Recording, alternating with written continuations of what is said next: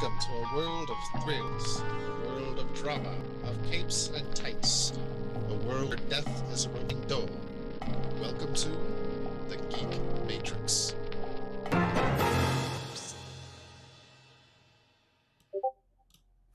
Hello, everybody. Welcome to the Geek Matrix DC Comics Review Show episode number, Josh.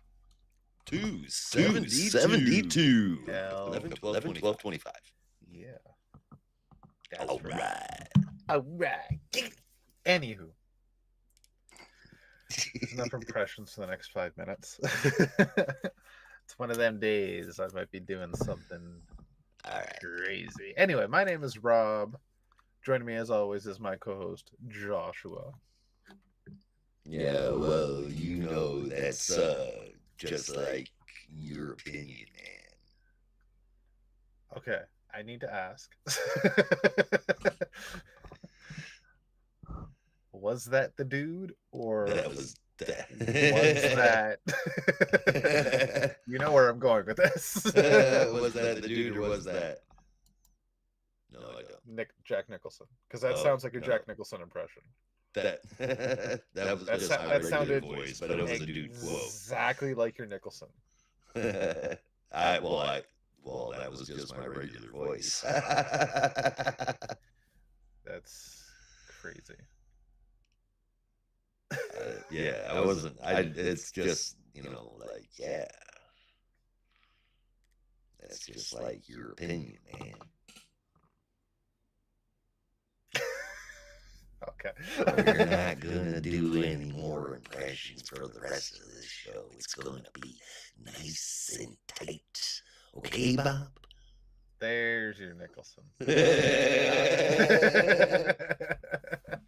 Yeah, we can make no promises about no impressions, and if anything will be nice and tight. I've been around the block. Nothing's tight anymore. But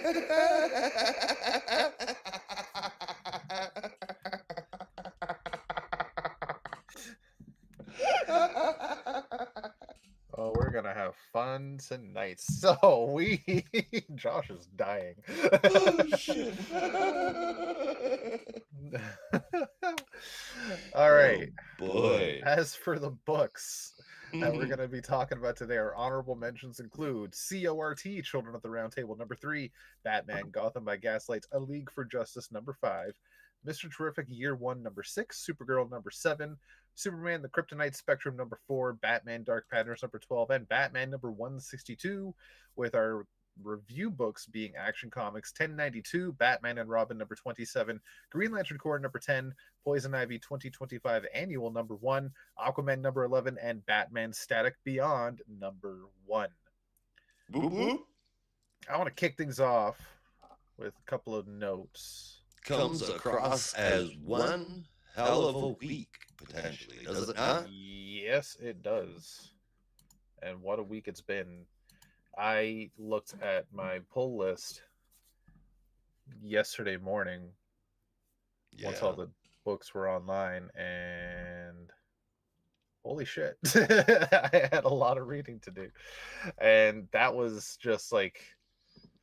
just after catching up to books I've been missing out on, such as Superman, The Kryptonite Spectrum was the last book I was behind on, and I finished issue 3 literally the day before issue 4 comes out. And what a freaking ride that book is. That's a fun book. I actually really like it. Yeah. If you want to...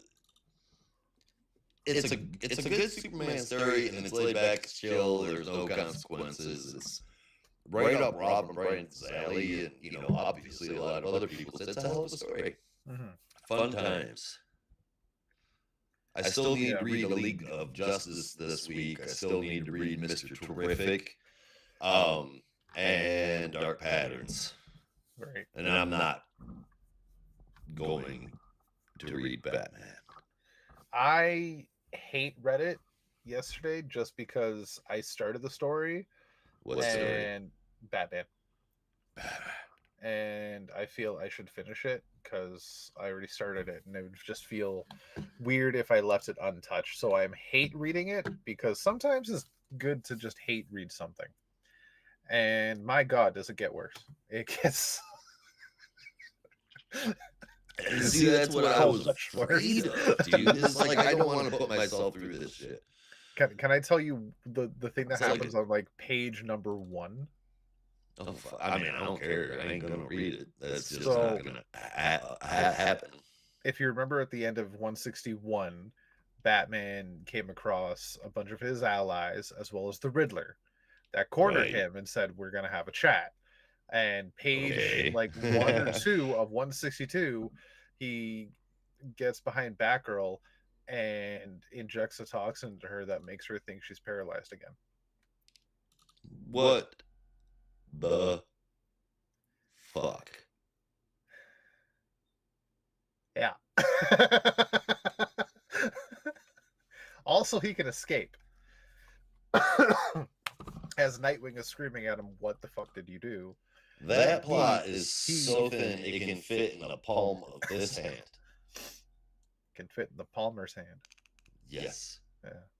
The tiniest of his hands. He then It runs is away ridiculous. while thinking, "Dick and Barbara may never forgive me for this." Just say, yeah, you fucking dick, but we also know that they already did. Exactly. And then Damien shows up, snares him with a grappling hook, and then attaches it to the back of his motorcycle and just goes driving through Gotham with Batman Bye. just hanging on behind the motorcycle on a rope, just being Yep. dragged along the. It's.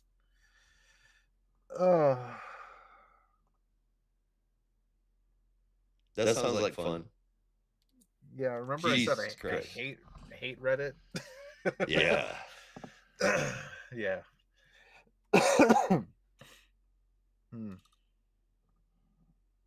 Yeah. Well, I feel as though that accurately describes what it must have been like because I'm fucking good.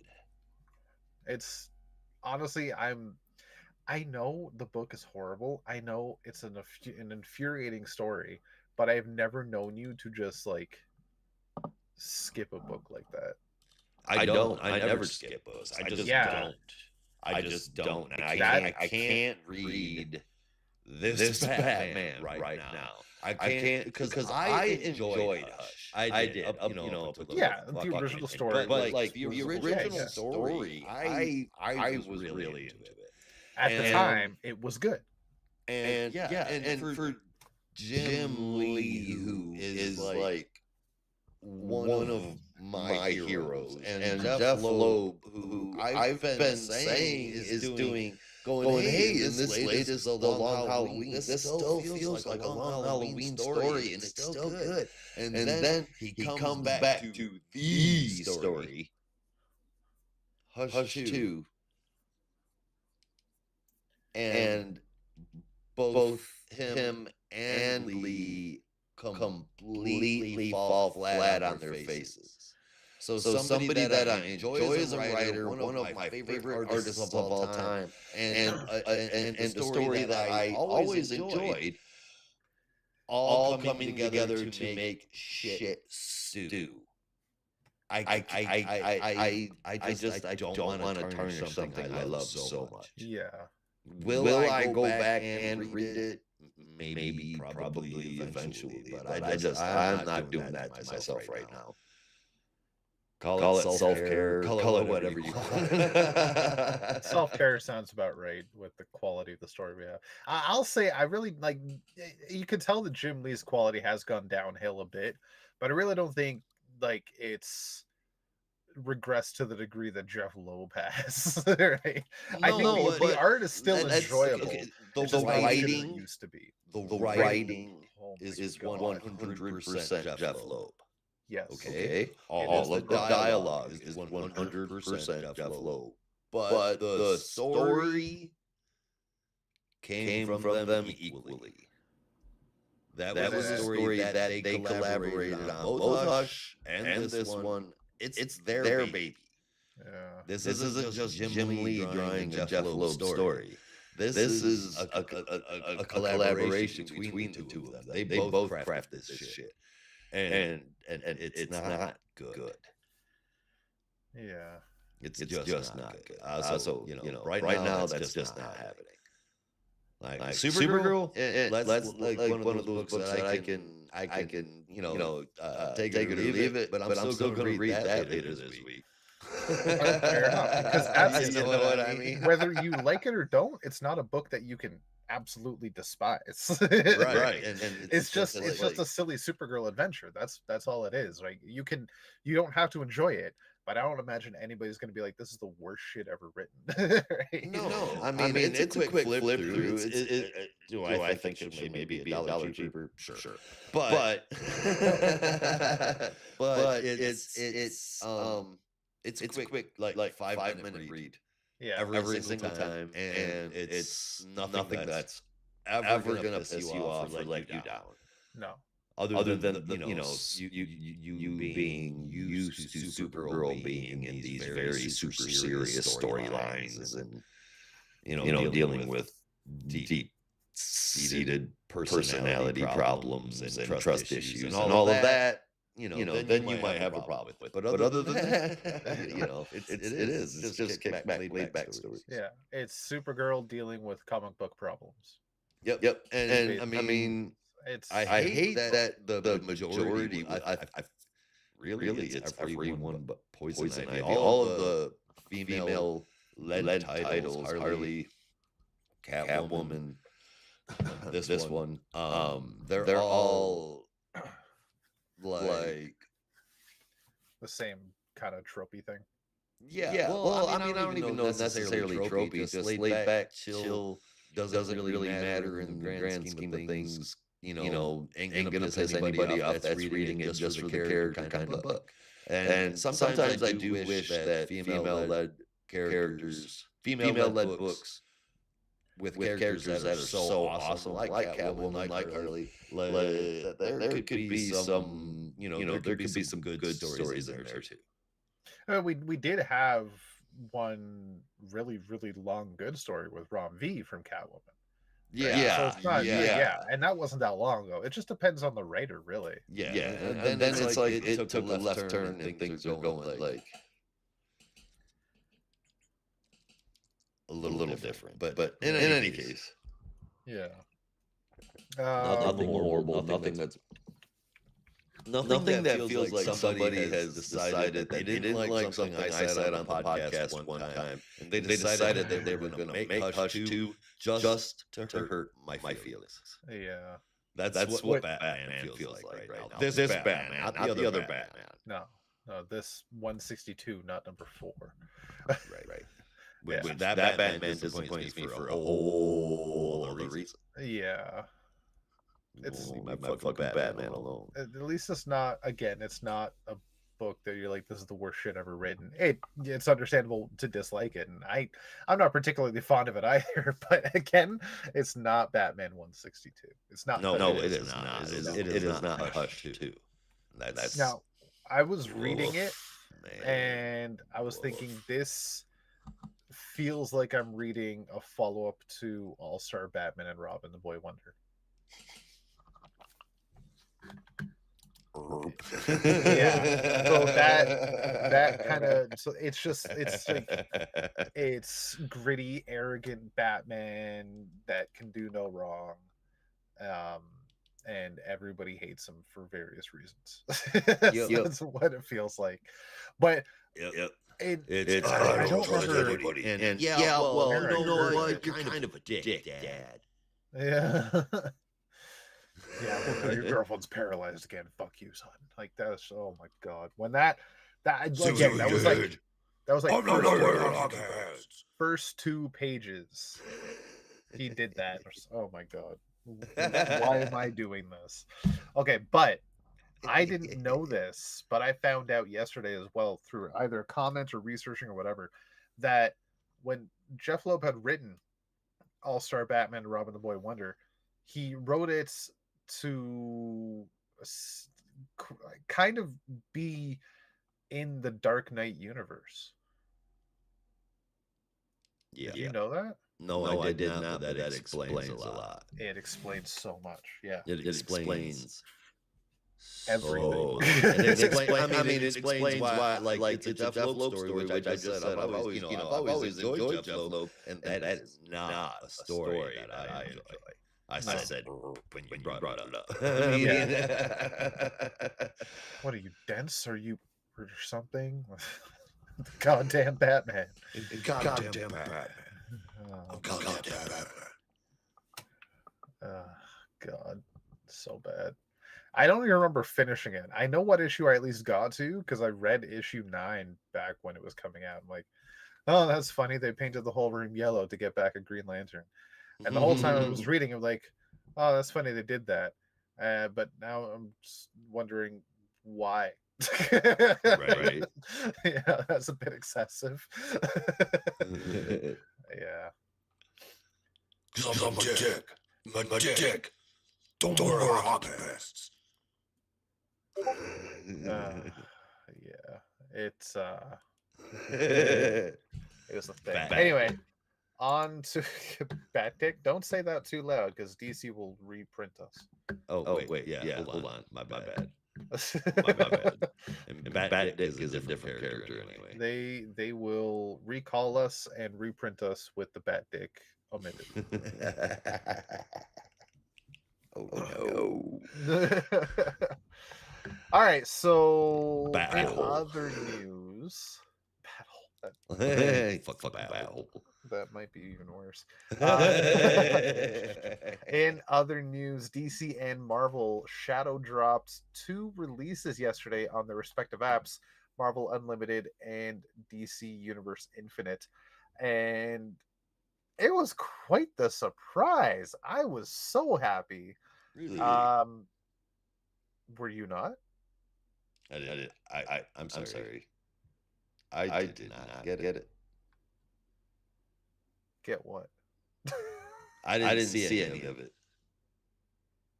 Oh, I know you haven't read it yet, but I told you about it.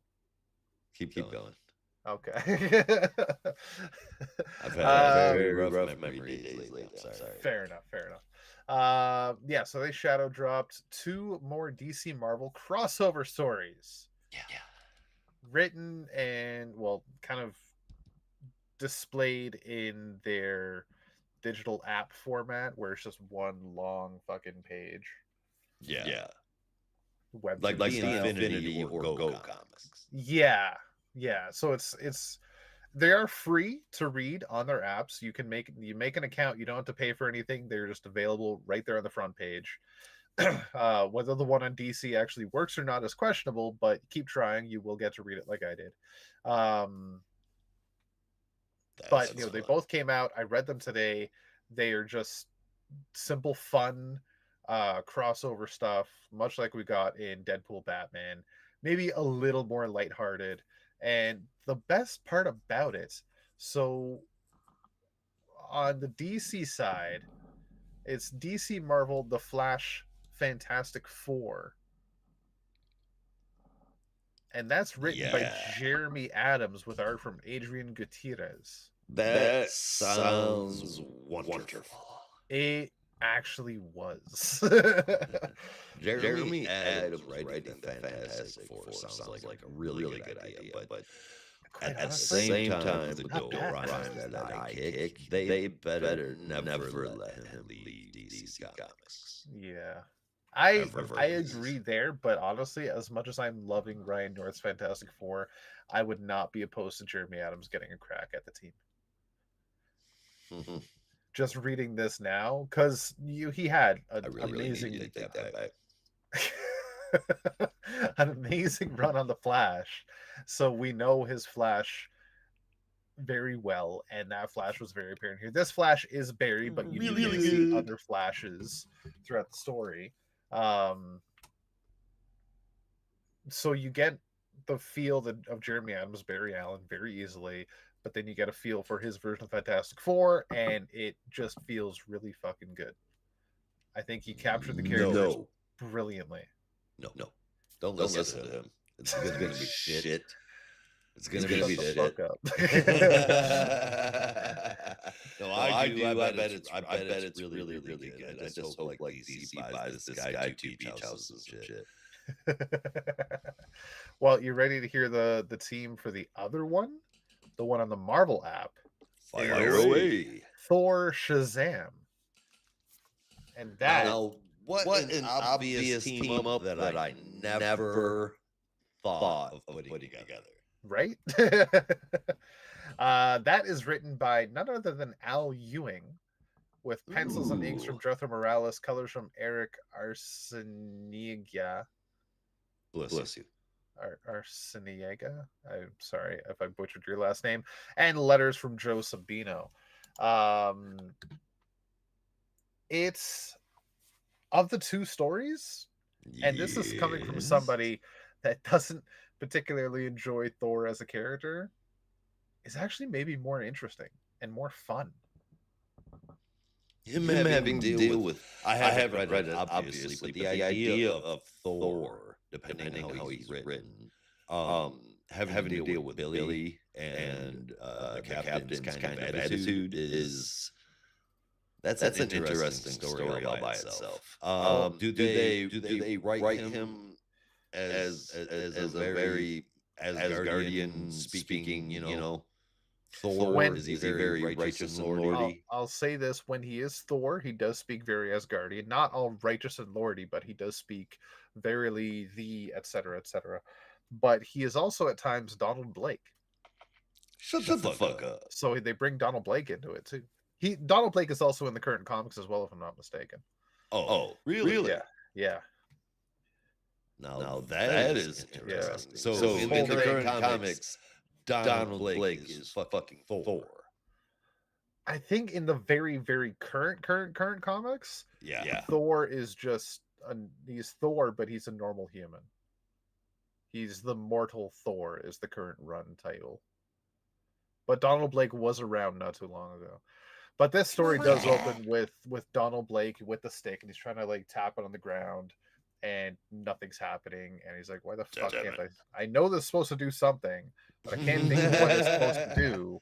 If I tap, I know something's supposed to happen, but I can't think of what it is." And then he ends up in the subway, and ends up with the Rock of Eternity, and the wizard's like, "Well, Donald Blake, you see, something is supposed to happen."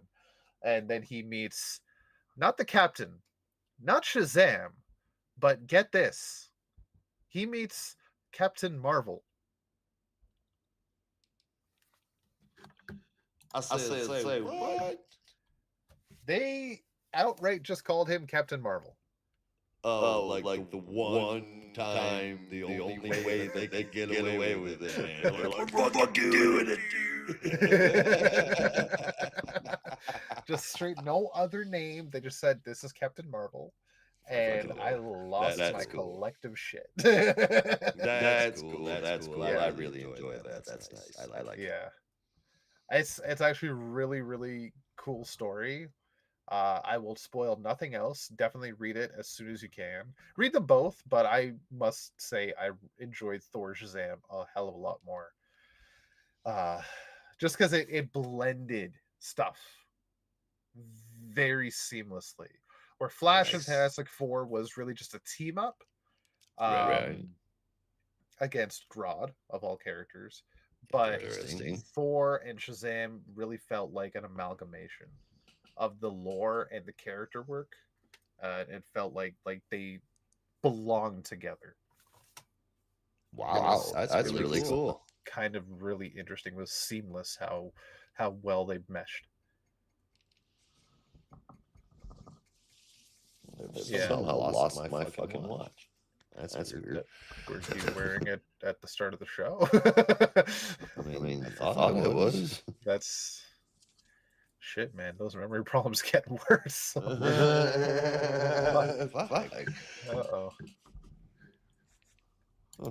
Anyway, yeah, that's not good. Road development. Yeah.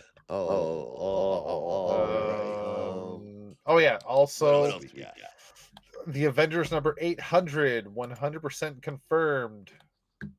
The return of Brian Michael Bendis, not only to Marvel but to Avengers. Can I ask a question? Maybe. You brought up a large number comic book.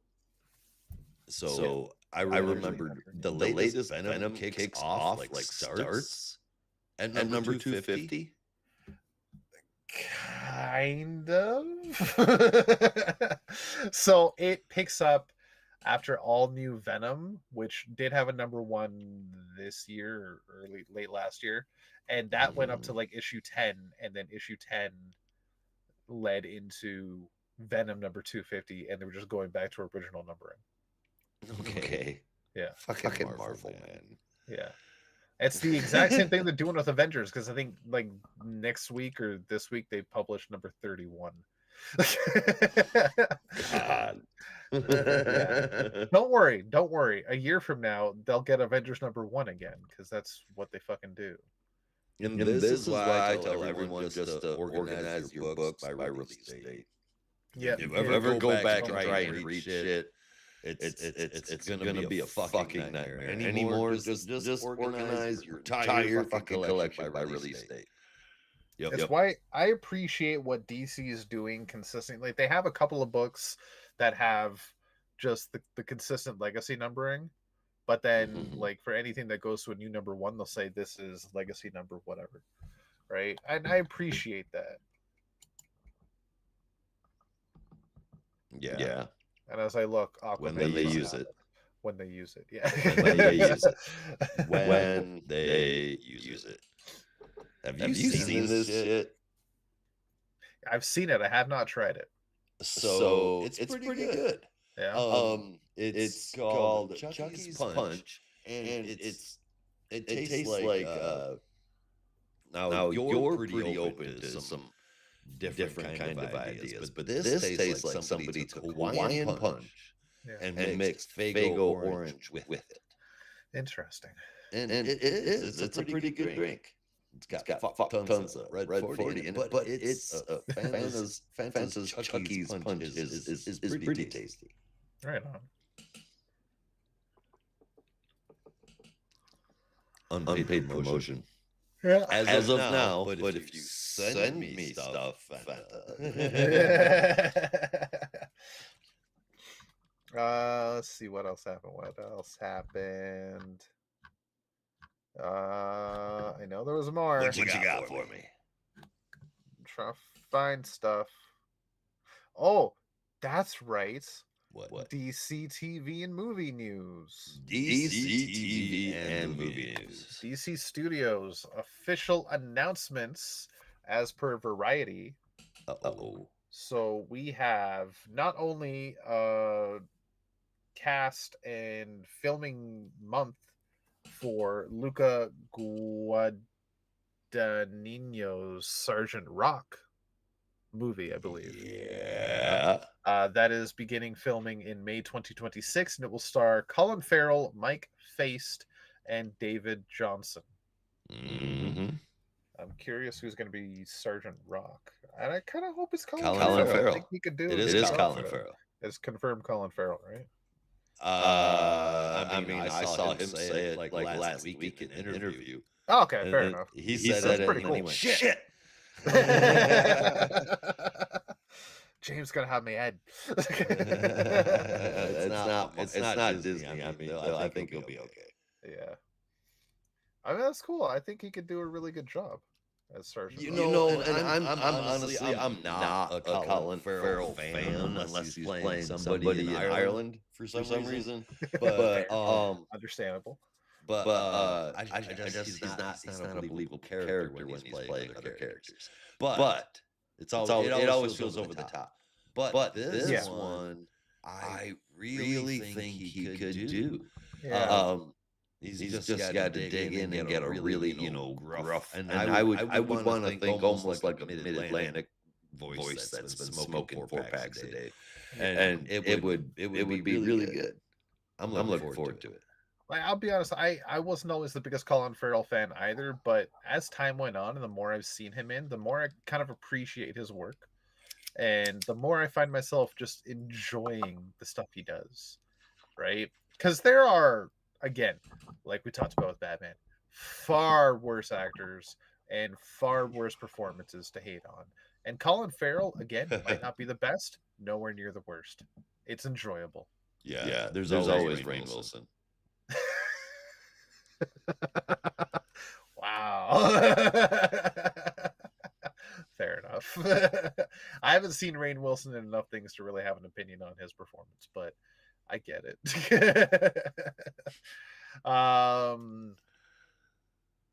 Additionally, so there's been, I don't know which one to go for first. I'm just gonna do the top one first. Go for it. New TV series in the works at HBO, V for Vendetta.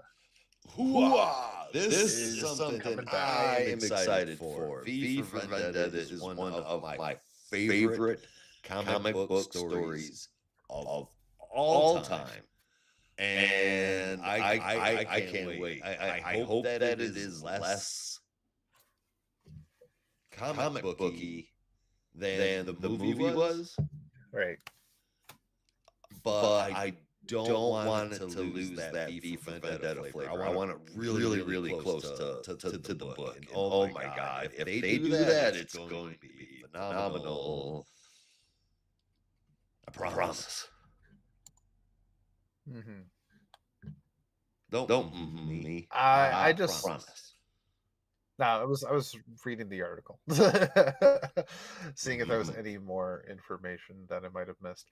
I just wanted to say they announced this November 10th when the news broke, and I think they had a big missed opportunity to not announce it on November 5th. Yeah. Right. Why?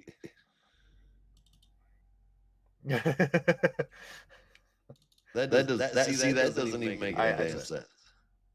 Why they wouldn't do that? But yeah, but right they were just there. 5 days off, right? It's remember 5 days early, the more. 10th of November? 5th November.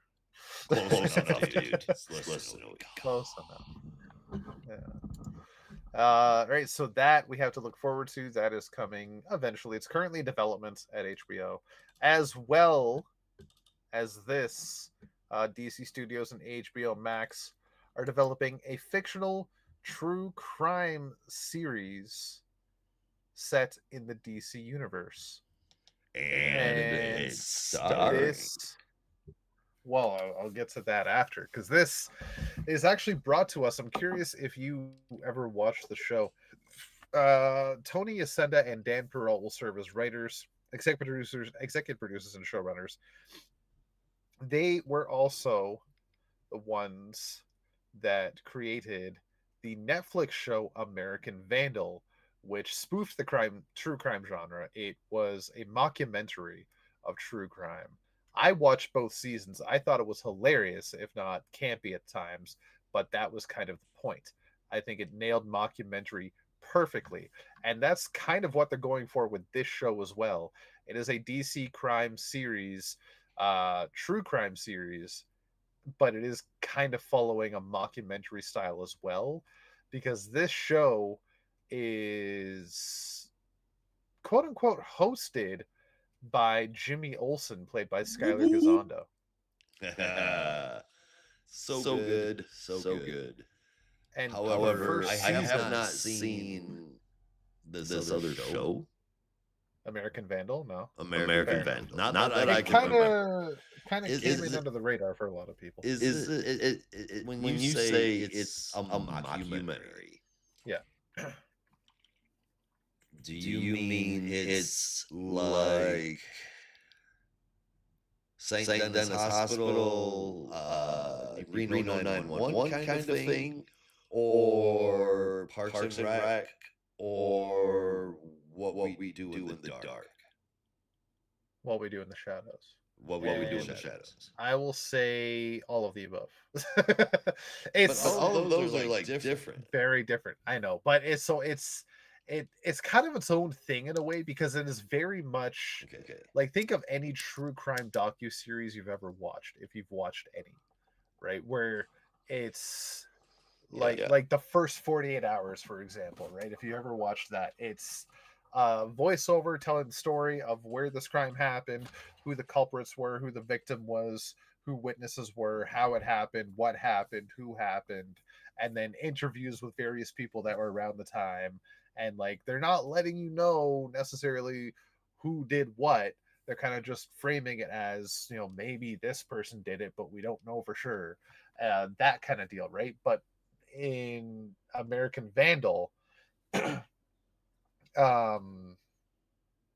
they do that same style, but with a very silly, dumb crime, and they play the whole thing up for laughs.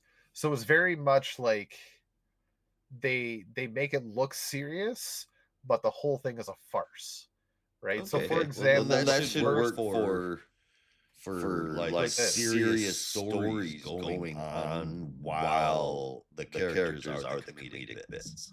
Yeah, and that would work. I'm down for that. I mean, for the Jimmy Olsen, show, that formula, I think would work really well.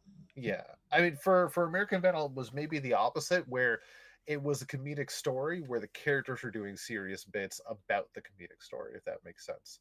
It was kind of awkward. My wife hated it. I loved it. But I feel like flipping it the exact opposite way, it would almost be like oh damn it. Okay, I'm gonna have to look this up. We just mentioned this actor's name. I got it.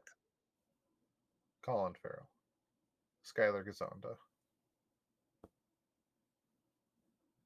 Brittany Murphy. Are you still there?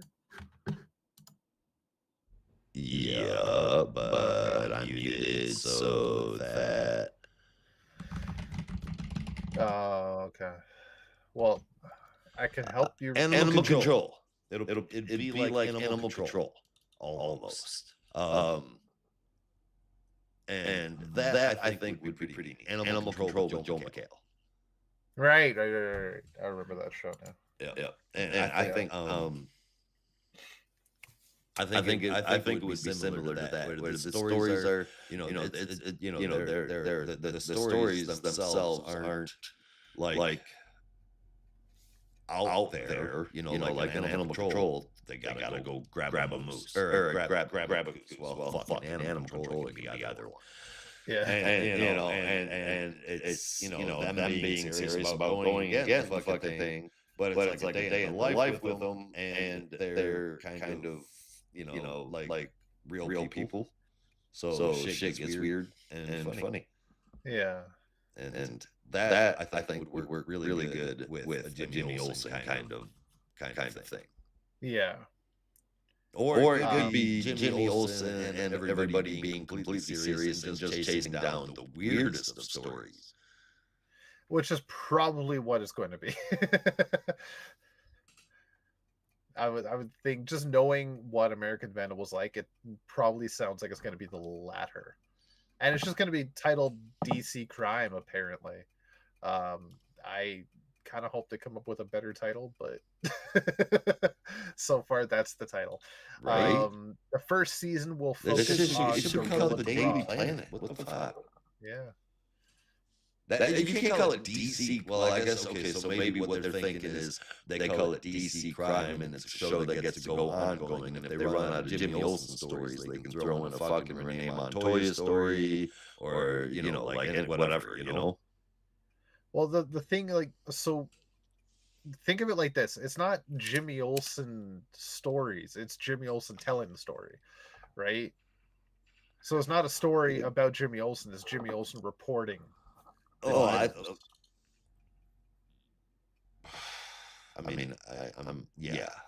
that, but it's gonna be like. So the idea is Jimmy Olsen will be there for probably the whole fucking time, but it doesn't mean they could have a story about Renee Montoya involved, right? It's just Jimmy Olsen's going to be the quote unquote host.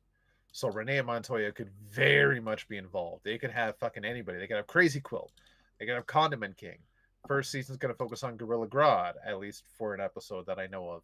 They could go all over the fucking place with us. Sounds groovy, man. Yeah. I'm digging it. I'm trying to remember the premise of the first season of American Vandal. It had something to do with poop. Imagine that. And I think another one had to do with keying a car. Or maybe that was the same season. I don't remember now. But it was ridiculous. I highly recommend it. Sounds like it was vandalizing a car with poop. It might have been. I don't remember. There were 2 seasons. 2 different. No, I think I think they set a car on fire in the second one. Yeah, it was what it was. I know there was poop to do with something in the first season. I don't remember what it was, but no, it was a fun show, worth a check out. And I think that is about it.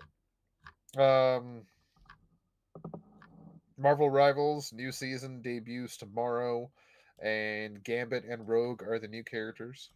I'm looking forward to that. Yeah. Gambit is confirmed a strategist. Hell yeah. New map is Times Square.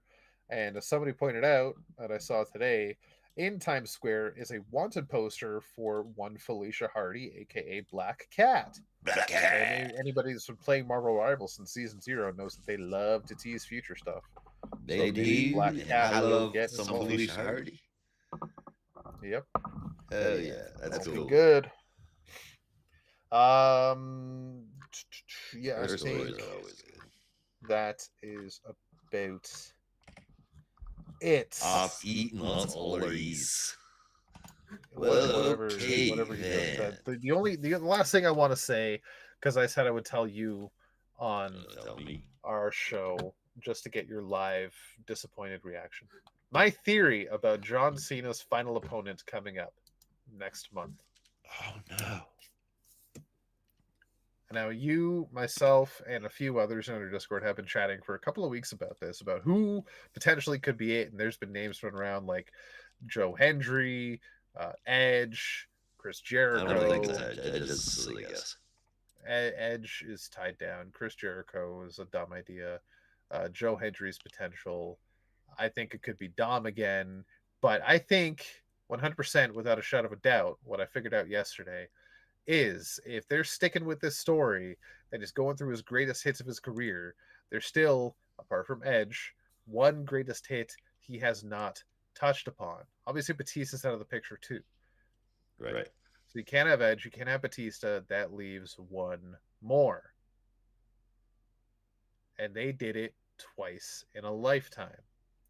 And I know that means nothing to you, but for people that were watching in the late 2000s, early 2010s know exactly what the fuck that means. WrestleMania 27 and 28 featured a prestige premiere match main eventing both WrestleManias in a row, and that was John Cena versus The Rock. Nah. If it is, that's so dumb. Yes, I agree. But dumb. I think it's almost for sure going to be The Rock as his final opponent. And they could even tie that back into the story he had throughout this year that, The Rock kind of got him his title by turning heel and then just up and disappeared. And then The Rock will show up and be like, you can't win a title without me influencing shit. How dare you? And now you have to fight the final boss. And it's just going to be dumb. Be so very dumb. Because like Cena already broke kayfabe on live television. Did he? Yeah. What? Yeah, he cut a promo on SmackDown where he was like, I got put into a storyline that I got put into a story that I didn't even want to be a part of, and then got left hanging out dry so somebody could go off to Hollywood. Ooh. Yeah. That shit. So is that what the pipe bomb was that Brady was talking? No, maybe that was something else. It was like a It was like a pipe month bomb. and a half, 2 months ago, dude. That could also come back around to what I'm saying, that the Rock's like, I didn't leave you out to dry. You betrayed me or some shit. I don't know. I definitely think it's gonna be The Rock is his final opponent. some shit about you don't have any right to talk about abandoning wrestling for Hollywood. Some shit. I don't know. Yeah. That one's probably the most likely. Because that's what Rock did. He abandoned a wrestling storyline he no doubt set up to go be in a movie. Yeah. Well, yeah, so that's what I think is going to happen. Well, who's going to face the Survivor Let Series? me ask you a question, something that really matters. Okay. All right. Everyone is pretty damn certain. Everyone is pretty damn certain that one of the contestants, one of the mystery opponents in this tournament, of which there are two, one of them is going to be Joe Hendry. I have a pretty question much a first. given. I have a question first. What fucking tournament? The tournament to fight John Cena. I don't know. I've been watching. I don't know anything about this tournament. So there's a tournament for John Cena to be John Cena's last opponent. Oh, okay. Okay. See, I Right, didn't even know that was a thing. they have yet to be announced. They'll be, I believe, both matches happen this coming week. Okay. One match is LA Knight, and the other match is somebody I'm forgetting, but Adam Cole does not like them. Somebody that would piss Adam off. That'd say Adam Cole. Adam Pearce. Adam Pearce does not like them. Okay. Both, I can't remember who that is. Damn it. Obviously, it's a heel. But they both have a mystery opponent this week. So that's tomorrow night on SmackDown. That is tomorrow night on SmackDown, and then Monday on Raw. Okay. And then tomorrow night on SmackDown, where LA Knight is at, that's where I believe Joe Hendry will be making his appearance in the tournament. And I think because LA Knight would be a great opponent in WWE for Joe Hendry to go against, because they've got similar pacing, similar body styles, and almost similar styles in the wrestling ring, that easily adaptable to one another. But as far as the other one goes, see, now I'm just gonna have to look it up. Who could it be? Hold on, muting. That LA Knight is facing. This isn't very fun, Josh. I'm asking you a question. Solo Sikoa. Oh, okay. Is the one with the mystery opponent. That could be facing LA on Knight. Raw. No. Solo Sikoa has a mystery opponent on Raw. Okay. And LA Knight has a mystery opponent on SmackDown. Okay. And they won't say who these mystery opponents are. Okay, But so this John Cena Cena has been talking about how he thinks that everyone should be able to get a shot when they as long as they show the kind of drive and determination that he did when he got his first chance. So I mean, and he said that like three times now. So that pretty much screams Joe Hendry. Yeah. So I think Joe Hendry may get into this tournament, and it will be against LA Knight. But I can't figure out for the life of me who a mystery opponent could be for Solo Sikoa. Well, other than where I'm trying to say. Okay, Jericho. other than. Well, no. I thought it's possible, but I doubt it. Because him going in there against Sikoa could have Heyman showing up with the bronze, and that's when Jericho joins the division. That's just what I'm thinking. Yeah. But at any point, anything is possible with The Rock. And that's what's fucked up.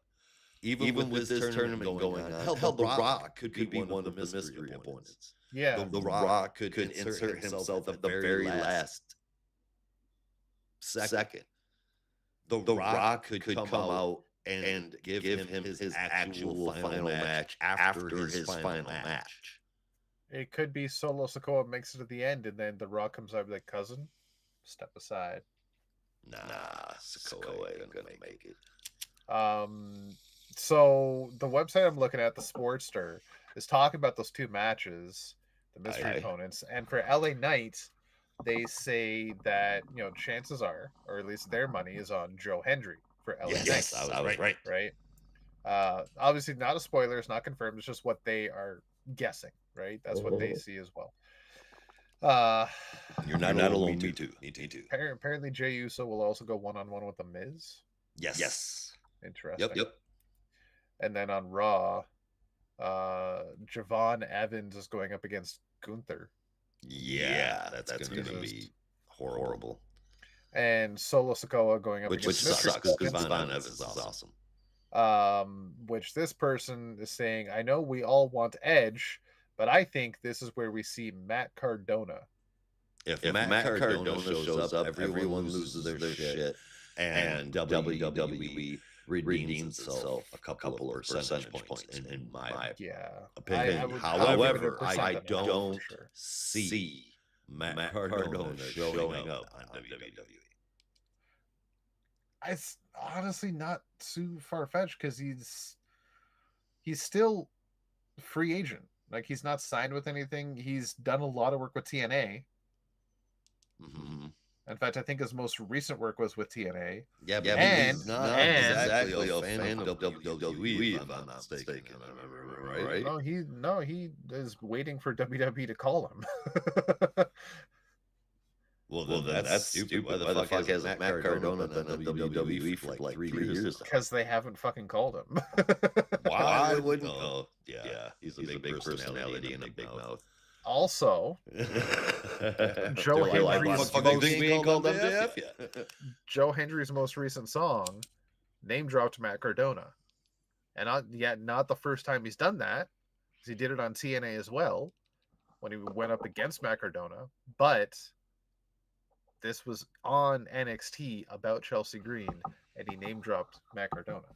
So Matt Cardona's name is in the WWE sphere. That's hilarious. So it's happening.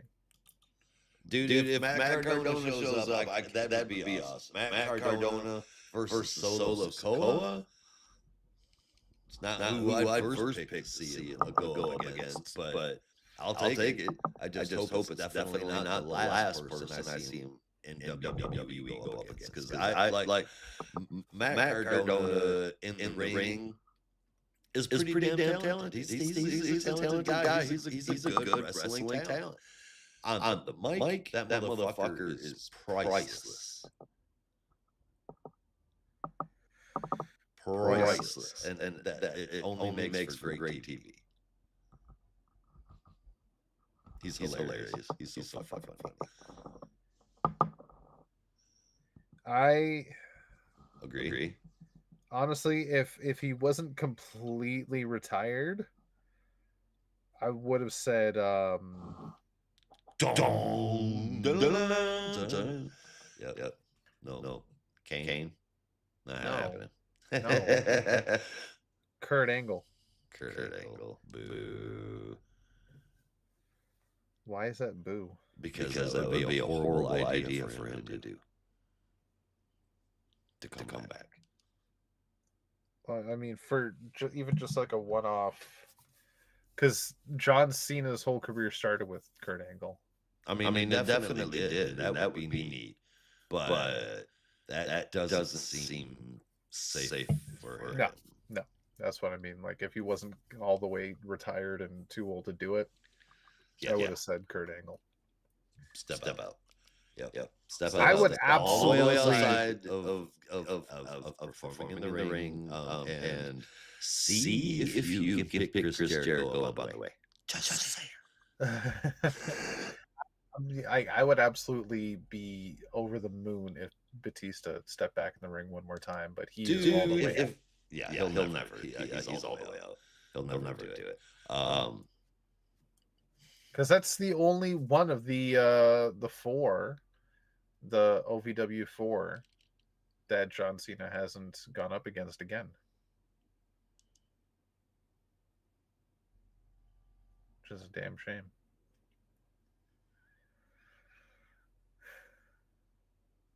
I hope that when Jericho does show up in the WWE, his music changes to break my walker down. No, he's not. If he ever does return, I would be surprised. Like he did say the whole reason he left in the first place was just a misunderstanding from Vince McMahon, but he didn't think it was a bad move at the end of it. Right. So he's not got any bad blood towards WWE, I think. But I don't think he'd do it. I think he's having too much fun and freedom at AEW. WWE has okay, so TKO is like $1 billion in debt. They've got a lot of pockets with Saudi investment. Does that make sense? So, them slinging the check to Jericho to come back would not surprise me whatsoever. Yeah, I guess. Slinging a check big enough to get him to come back. But that's neither here nor there, really. And yeah, I don't. I would prefer if Jericho did come back. I really would. Because that's 100% agree with you there. Not as bad as Flair, but woo, woo indeed. Couldn't have said that better myself, my friend. If fucking, oh my god, if that happens, LA Knight's mystery opponent is woo. Oh, I would be on the floor. God. So will Ric Flair. Jesus. Yeah. That would be last. I did it. I'm dying in the ring. Yeah. Crazy fucker. Oh god. I'm glad Alexa Bliss rubbed off so well on Charlotte Flair. Yeah. You haven't seen it. You haven't watched it. Charlotte Flair has greatly improved personality. I also like that Alexa Bliss is rubbing Charlotte Flair. That's what we're talking about, right? You're filthy. That's nasty. That's nasty. Sorry, I couldn't help myself. No problem. That's what we're here for. No, wait, that's wrong. We're actually here for comics. Would you like to? Don't point that at me. Would you like to kick us off with some action comics? Yeah, I think I will. As soon as I get the book out. I wasn't prepared for that. That's all right. I tell you what, I'll do creative when you load yourself up. This is written by Mark Waid. Action Comics 1092, written by Mark Waid, with art drawn by Cian Torney and colored by Ivan Licencia, with lettering from Steve Wands, and a cover by Ryan Sook.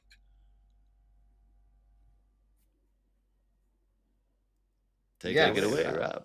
That is correct, good sir. Thank you. For killing the time. 1092, yes. Down.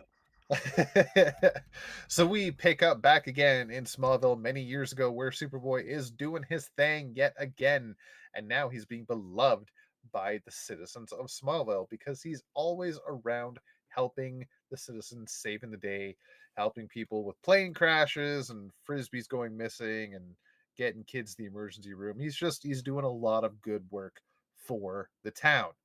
But not just the town, he's going around the world helping out all over the bloody place and getting recognized for it. And he's becoming a global hero at such a young age. It's a beautiful sight to see. But that does not excuse him from the sight of General Lane, General Sam Lane, Lois Lane's father, who is determined to get a pinpoint on Superboy and using, with the help of Star Labs, are able to pinpoint that not only is he in central Kansas, but more specifically in Smallville. So General Lane heads down to Smallville with an army platoon, if you will. Kind of calls Superboy out in the middle of the main street and says, "Look, you got to come with me, or there's going to be hell to pay." Uh, Obviously, Clark can't do much with all these people around, and it's hard enough to make sure his face isn't that noticeable, which he's started to kind of let loose on a bit more as well, because he wants to be friendly to people and recognizable at the same time, just not recognized as Clark Kent, which is hard to do, but he found a way. Just as he's about My name's Blurry Face, and care what you think. I didn't know you listened to 21 Pilots. What did you say? I said I didn't know you listened to 21 Pilots. Are you shitting me? Those kids were geniuses, man. Oh, they are. They're fucking great. Yeah, so right in the middle of town, he is about ready to maybe give himself up before citizens of Smallville surround him and start to fight back. Say, this kid saved all of us. He's helped every single one of us. Tell you what, if you got a problem with Smallville Superboy, then you got a problem with me, and I suggest just let that one marinate. Hey, go fuck yourself, tit fucker.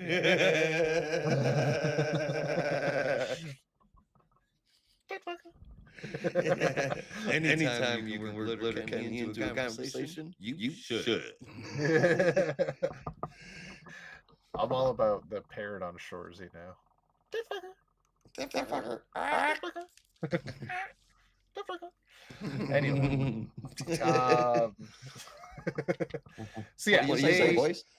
The citizens help Superboy out as he has helped them out countless times, and General Lane agrees to just have a brief one-on-one with Superboy where they go to a local malt shop and just kind of shoot the shit. Sam Lane describes like, look, I know you're doing good work, but you have to understand, I'm defending the safety of this nation. So I need to do whatever I can to make sure this nation is safe. As Clark goes, so am I, dude. Like, I'm doing the same shit. How about this? I'll work with you semi-regularly if you need me. If and when you really need me, but I'm not doing anything I don't want to do, yada yada, the same shit that we always know. His Superman rules. The Superman. I'm not a weapon. The same one he's always. I'm not a weapon, and I don't work for you. I'll help out when I can. Exactly. If you really need me, and that's it. No more, no less. General Lane agrees, and that in the text boxes we get from adult Clark Kent as he's reminiscing on the story. So at the moment, I believed that was true. And looking back, I didn't think they had any real reason to affect me. As we see in the Fort Pitt U.S. Army base, they have some kryptonite. Oh boy. Also, in an epilogue at the Expo of Tomorrow in Metropolis, there is a voice calling out to Superboy on a mystery device. And I forgot to double check this. We've seen this mystery device already in these stories, have we not? If we have, I completely forgot. It looks so familiar. And it's like there was a mystery device and nobody knew. It's reminding me of the Dial H for Hero phone, but I don't think that's quite it. No, I don't think it is, but it looks very familiar. I feel like we've seen it already, also labeled as mystery device, and nobody knew exactly what it was for. But now it is making noises and it is saying, "Superboy, can you hear me? You're needed." Who it is on the other end, who the fuck knows? But we'll have to find out. Hopefully, next issue. Still digging this whole run with Mark Waid. These classic Superboy stories are just fun and a nice little reprieve for Superman stories while he's busy with DCKO. And it's all just I like these kind of stories where they're not retcons. They're just like, this happened and nobody read this, nobody told the story, but like, this happened in between these issues, right? It's just, it's there, and it brings you back to a time when stuff was a little simpler. It's not changing anything. It's just inserting shit. Because there's, I mean, frankly, with Superboy, let's be frank. There's a lot of time there that can be filled. Exactly. So it's like, it's a perfect little thing. It just works. It fits in, and it's fun, simple stories. I like that it's not just like a one arc and done. Like, it's still going. Yeah, I definitely more story to be told here, and I appreciate that they're not just like, okay, we have this one story arc for Superboy where he meets Captain Comet and General Lane's involved. No, there's more shit to be told. This is Superboy coming of age, if you will. It really is. It really yeah, is. Yeah. It really is. It's him learning how to be a hero before our very eyes. It's not just Superboy doing an adventure. It's him learning to be a hero. It's Superboy. He doesn't have full control of his powers yet. He doesn't have heat vision yet. No, he doesn't. This is essentially what you could call it, Superboy Year One. You honestly could call it Superboy Year One. I mean, he's got his powers developing. He's been training and practicing. His parents don't want him to fucking do it, but he's got a costume, damn it. And Captain Comet was like, listen, fucker, mom and pops are great and all, but you're gonna have to get your shit together. Here's a bag. Put it in here, and and then put it aside. You've got a world to save. Yeah. now throw me into space. Now throw me into space, fucker. Come on, tit fucker.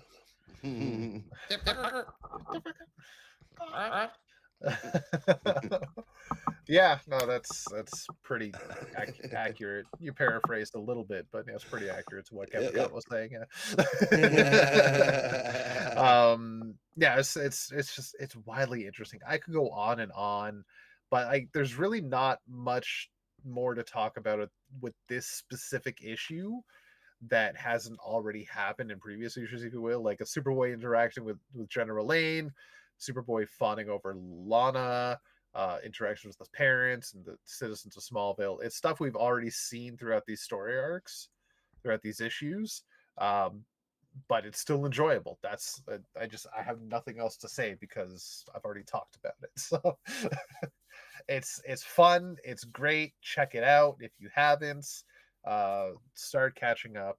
It's Superboy Year One. It's the best way to describe it. It's going to get you know what? It's getting a 9 out of 10. It's a solid read. It's a solid fucking read. I don't think it's bad. I've never been one for Superman or Superboy stories. Save for Superboy in the Legion. Guilty. Yeah. But as far as Superboy stories go, they were always take it or leave it. I didn't hate them. And it's the exact same way here. But the fact that they are giving us like Superman origin story, basically like Rob said, a Superman Year One story. It's really neat to see it like that, dropping in these little elements that can be put in there, and there's nothing that happens later on that can be affected by it. Hopefully, exactly. Mark Waid's going to respect that and keep it that way. That'd be great. As far as the rest of it, man, like the art looks great, really good. I'm usually not into such thick lines, but it does work this issue. I gave this a 7.5 out of 10. I am starting to come around to this Superboy story. Yeah, it's just enjoyable. That's the best way to describe it. It's enjoyable. It is indeed. Yeah. So speaking of the boy and Superboy. But not a man, but a boy. Batman and Robin boy. The boy wonder. Number Number 27. 27. The boys hang out. The good old boys. Yeah. Let's get the gems. Written by Philip Kennedy Johnson with art drawn by Fico Osil and colored by Marcelo Malo, with lettering from Steve Wands and a cover from Carmine D. Jan Domenico. This is Batman and Robin number 27. And here we are. Old man John Wick is taking on Batman and Robin and Two-Face and Penguin and all of their henchmen. Whoa. At the same time. At the same time, you don't fuck with the man's dog. Except they killed his son instead. I mean, whoops. He's literally taking them all on. He causes a structure to fall, which disables Batman and Robin for all intents and purposes, saving Robin at the very last second, telling him this shit ain't for a kid. And that makes Batman a bad dad. Yeah. That's when the quiet man makes an escape. It turns out that the ventriloquist is cured. And the one that killed the quiet man's son. Do you think the quiet man's son was allowed? Dr. Chase has been rehabilitating him as a free man. A feel-good moment happens with John and Damian reuniting in the mansion. While Bruce asks Clark for some parenting advice and parenting advice. I don't know why I said parenting, because I'm reading. Finally, Two-Face and Penguin have found where they've been hiding Wesker, who has been being rehabilitated. He's been being rehabilitated and considered cured because through the therapy, he somehow managed to not just lose the Scarface personality, but all of his personalities, including Wesker's. They're essentially teaching him to be a person again. And that is when they find him, Two-Face and Penguin, that is, and their henchmen. They get in and they put a gun to his head. I think they're going to give him to the quiet man. Might be easier than just having all their guys die. I think this is really good. Warworld was awesome, and I guess it had to happen before he could get to Batman and Robin. Fuck, I love PKJ on Batman and Robin. This is just amazing. I would love to see what he could do with the Bat family book, something that involves all of them. It's huge, but you know, it obviously would have to be. But I mean, I'm talking get Bluebird, Hunterson, and everybody there. I'd love to see what PKJ could do with something like that. Would be so cool. Past that, this is fucking great. It's a story about fatherhood from a few different angles, a few different perspectives, and naturally with the Batman twist. It's not overly simplistic, and the father thing doesn't override the intense story that's here. It's a great story being told very well. The art is absolutely fantastic and captures every single moment perfectly, with one glaring exception. And I didn't get a screen cap here. I should have. But I really don't like the first appearance of John here in the book. I really should have gotten a screen cap.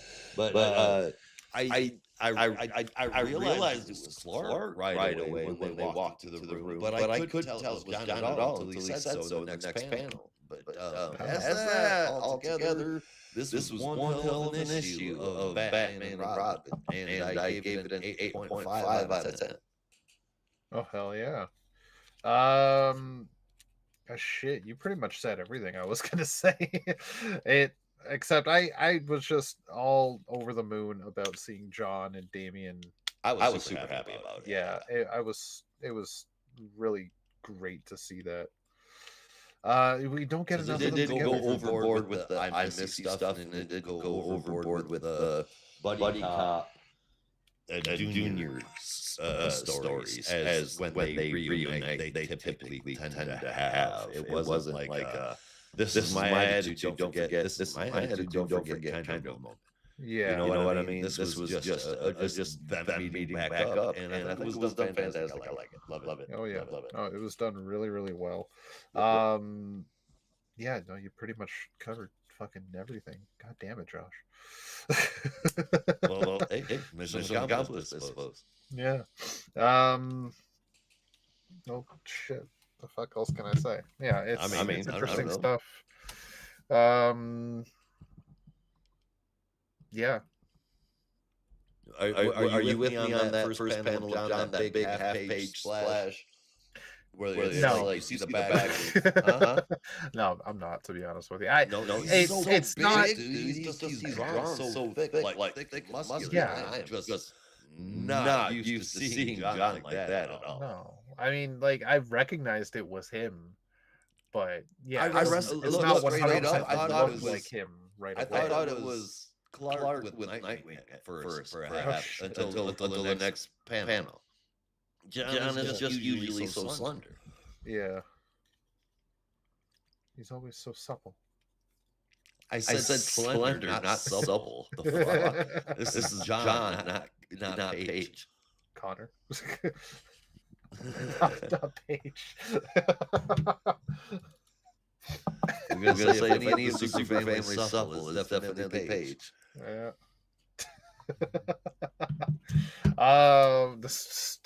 Stop that right away before we get into some weird territory. Don't you buzz out with Power Girl. She's right there. I love Power Girl. Is she supple? She seems supple.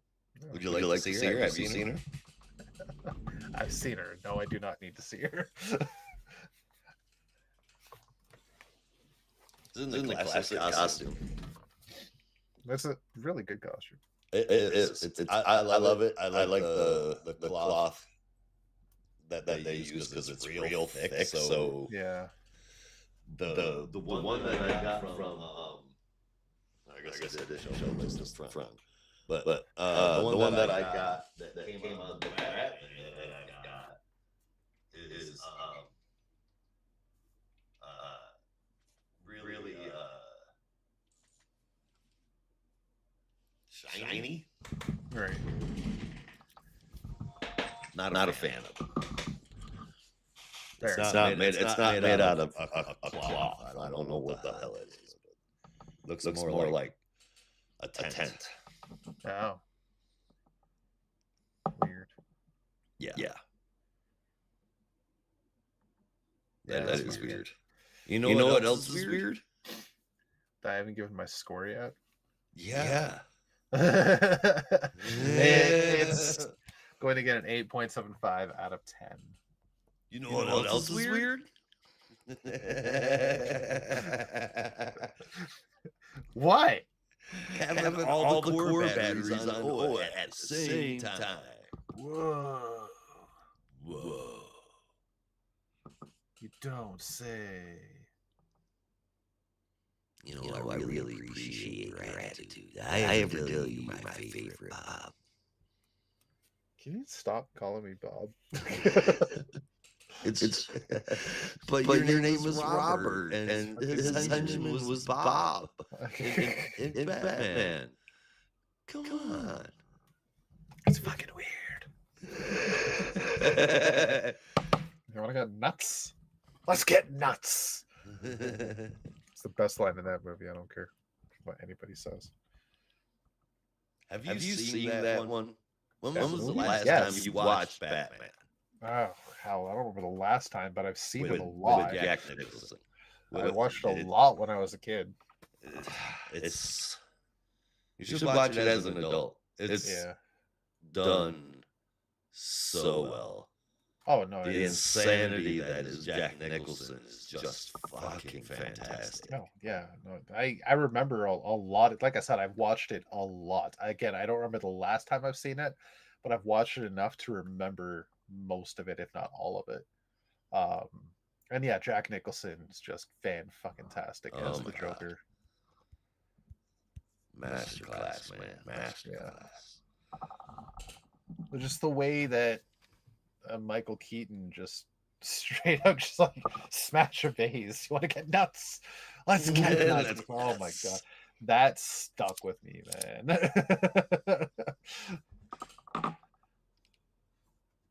So that's a Bruce Wayne that's slightly desperate, but also planning and just like trying to figure out how to get out of this and be like, all right, you know what? One of the Keaton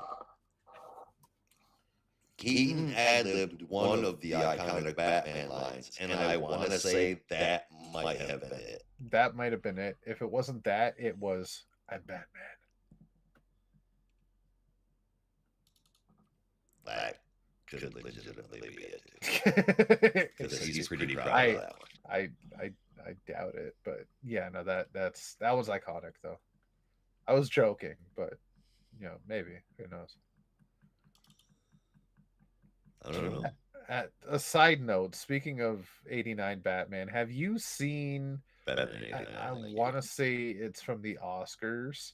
There's a clip where DeVito and Schwarzenegger are presenting an award together, and they don't mention twins. They bring up Batman, and they start talking about, maybe it was like best villain or whatever, and they bring up like how they played Mr. Freeze and Penguin and how they got taken out by Batman and how much they hate him, and then they would go, oh, look, there he is, and the camera goes to Michael Keaton. and Michael Keaton's just like, come on. He's just playing right into it. Get nuts. Let's get nuts. And he's the son of a bitch. It's Gattin. Oh, it's hilarious. I love watching that clip. Gotta say, I've missed it. Just like you missed the transition to Green Lantern Corps number 10. Yeah, I mean, I was gonna follow suit, and then we started talking about like Jack Nicholson and Batman again. And yeah, call me Bob, and I don't like it. You know what, man? You should have corralled me. That's just like your opinion, man. All right. So, yes, this is Green Lantern Corps number 10, written by Morgan Hampton. Only Morgan Hampton from now on. Jeremy Adams is bowed away from the book and left the reins to Morgan Hampton from now on. Art from IG Guara. Fernando Pazurin, Will Conrad, and Claire Albert. Colors from Marie Prianto and Matt Herms, and letters from Dave Sharp. With the cover from Pazurin, Albert, and Prianto. So we pick up where John and Katma Tui are with John's ring. Thank you. In a ship headed straight for Oa, while John is just arguing with his ring with the voice of his mom, telling that he wants nothing to do with this. I'm retired. I don't want to go to Oa. I left this all behind. Another John was taking this on. I don't want, I'm dropping you off and we're going home. Right. And the ring is trying to like talk him out of it, but then they get to Oa. And John finds shit has gone crazy. It looks completely different. All the power batteries are on Oa. And also a construct version of his little sister is a Blue Lantern and alive. So it all started with him being found by a ring that says his mom. The voice of his mom, yeah. And consciousness of his mom. So he's not happy. Nope. It's a lot. Yeah. So he heads straight to Jessica Cruz's office because he found out that Jessica Cruz is the Corps leader and is arguing with her about how he wants nothing to do with this. He's retired. Like, I'm sorry that other John is dead, but I'm out of the game. And just as he's about to walk out, prisoner escaped the science cells in the lower levels, and that one is none other than the Zanshian known as Fatality. To which John was like, well, god damn it, all right, I'll help this one time. So he puts the ring on, likes the new suit, leaves Katma behind. By the way, this Katma, it is revealed in this, It is an earlier version of Katma before she became a Green Lantern, before she met John. It is a very, very young version of Katma. Well, I would say not young. It's just an alternate version of her. She seems to be the same age. She just didn't do any of that. Yeah, not yet. Well, it is a younger, it's not a very young. It's a Katma before she became a Green Lantern. So she hasn't experienced any of that yet, but she's very receptive to what John was saying, and like they're kind of having a relationship. They're just taking things very slowly. And so Katma still knows nothing about what's going on with Green Lantern stuff. I suspect at some point she might have a ring put on, but that's discussion for later. So John gets his ring on, and they head off to go take on Fatality. They head straight there, and Fatality sees John and just goes straight for him. Yeah, wants to beat the shit out of him, of course. So he talks her down and says, hey, listen. I can help you. Xanchi's not dead. It's not gone. Trust me. I was just there. I've seen it. And like, look, shit happened. You've killed some Green Lanterns, and like maybe we just need to change things up a bit. If I give you the name of some lanterns that you killed and make up for your make amends and make up for the crimes you committed, I will give you directions. Yeah. I will give you the coordinates to this new Xanchi in the dark sectors. Promise. So he gives her a ship, and she heads off with Green Lantern Glynn. Who heads off? Fatality.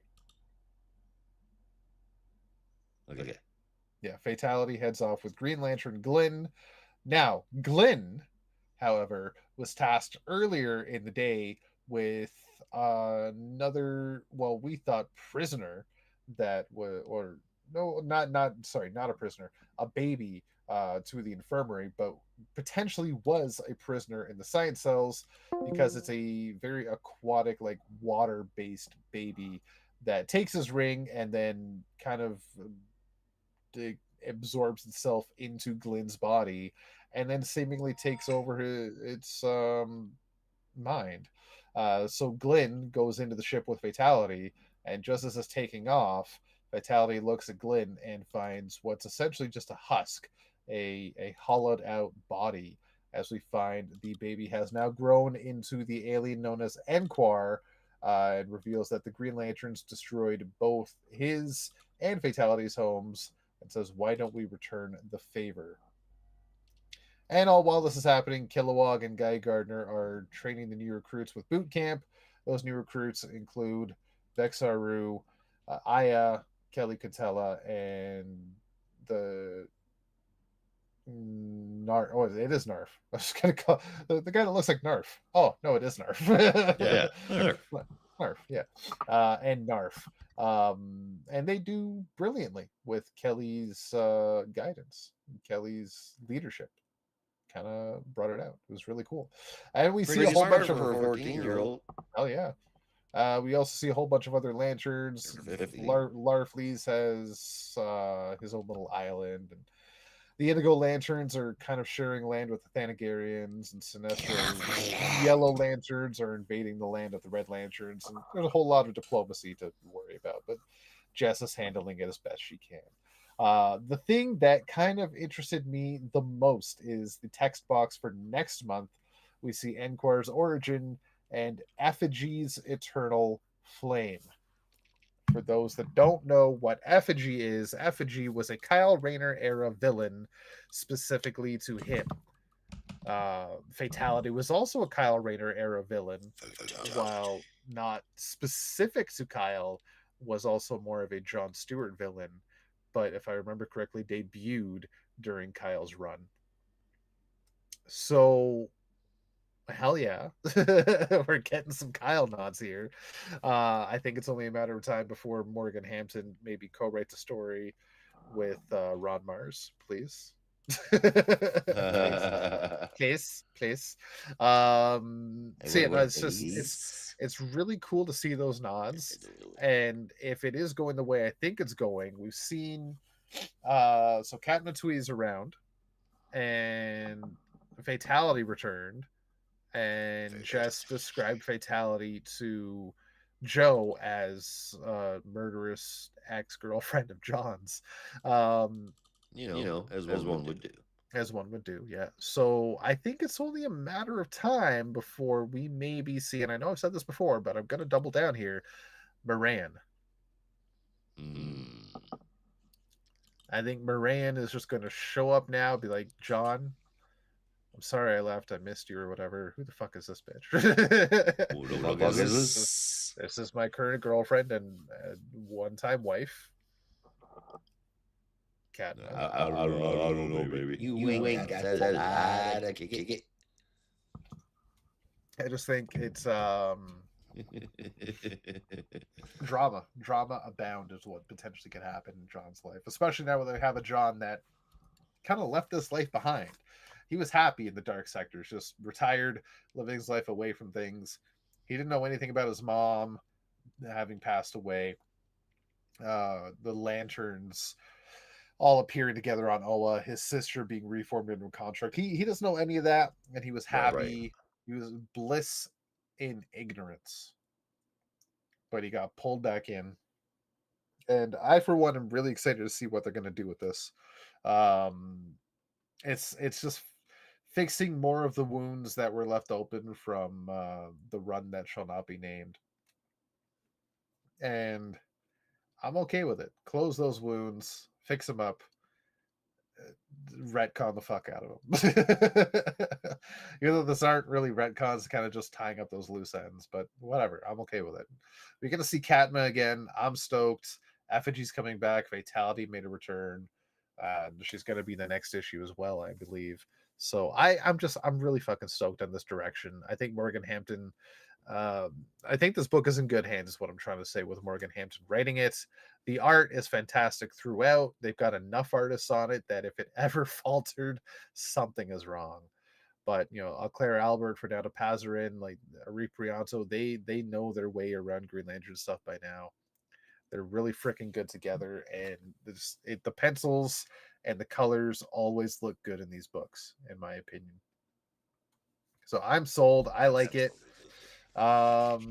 This is going to get an 8.75 out of 10 as well. Interesting. Well, you can definitely tell Jeremy Adams no longer on the book, and fuck this sucks now. I am kidding. This better be really surprising what's going on here. I wasn't sure how real John would react to the life that's happened since he had been gone, but it's not great. As soon as he slips that ring back on, he goes right back to being Lantern Stewart. There's so much stuff to deal with now. That was before Carter showed up. I think it's gonna be interesting no matter what happens. I'm addicted to this title like a whole bunch. Art, story, everything. It's trying to do. It's what I want in the Lantern Corps, and I am super sized happy. But when does Katma's sister show up? Oh God, I think she okay. The thing that I am most curious about is when Hal and Carol show up and see Katma again, and Hal will be like, "Katma, you're alive," and Carol will be like, "Hey, about that time I killed you." Yeah, that's good. Sorry, but like she don't know that. So yeah. But they don't know that she don't know that. They're just like, you're alive? But I'm pretty sure I killed you. It's going to be awkward. Oh, Hal's come back to life enough now. Carol shouldn't even blink at it. Yeah. Yeah, you're right there, actually. You're not. That is nothing but a revolving door. Exactly. But what about Katma's sister? What about Katma's sister? When does she show up? I don't know. To be honest with you, I forgot Katma had a sister. You forgot about Hawk? Hawk. Yeah, her sister Hawk. Hawk Dewey. But all right. With that horrible joke hanging out there for you, I'm going to give my score of an 8.75 out of 10. Actually, I'm going to go up and round it to a 9. I'm gonna go up and round your face in. Poison Ivy 2025 annual number 1. That is what is up next.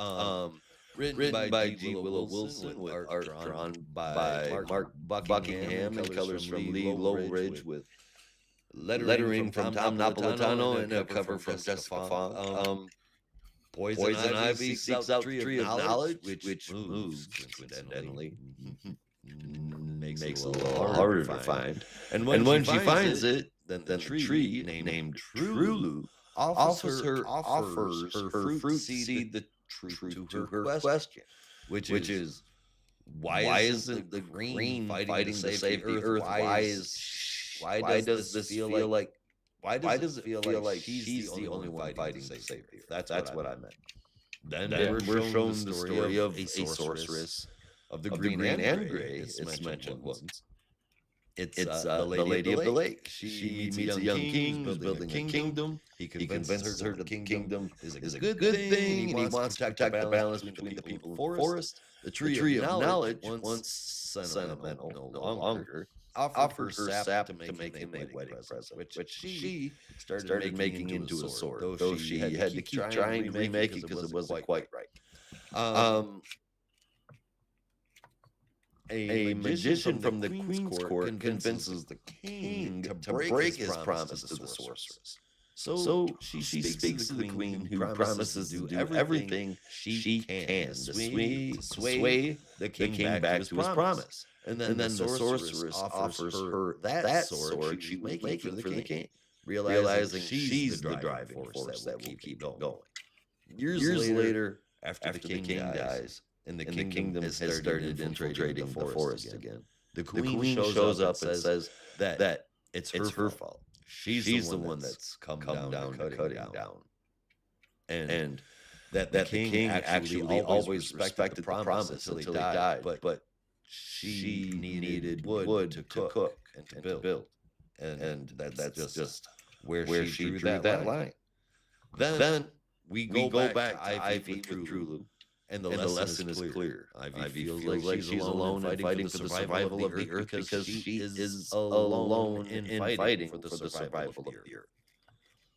It's a bit of a long story, but it's a neat story about how Ivy's story parallels with that of the first human avatar of the Green, and how she'll always face the same struggles, and Ivy doubling down on her resolve to fight for the earth, even if all alone. The art was different, but appropriate for this kind of a setting, a story, which is not your typical Ivy story. It's not necessary reading right now, and it probably won't get referenced in the future, but who knows? It was a fun read and pretty nice to look at. I gave it an 8 out of 10.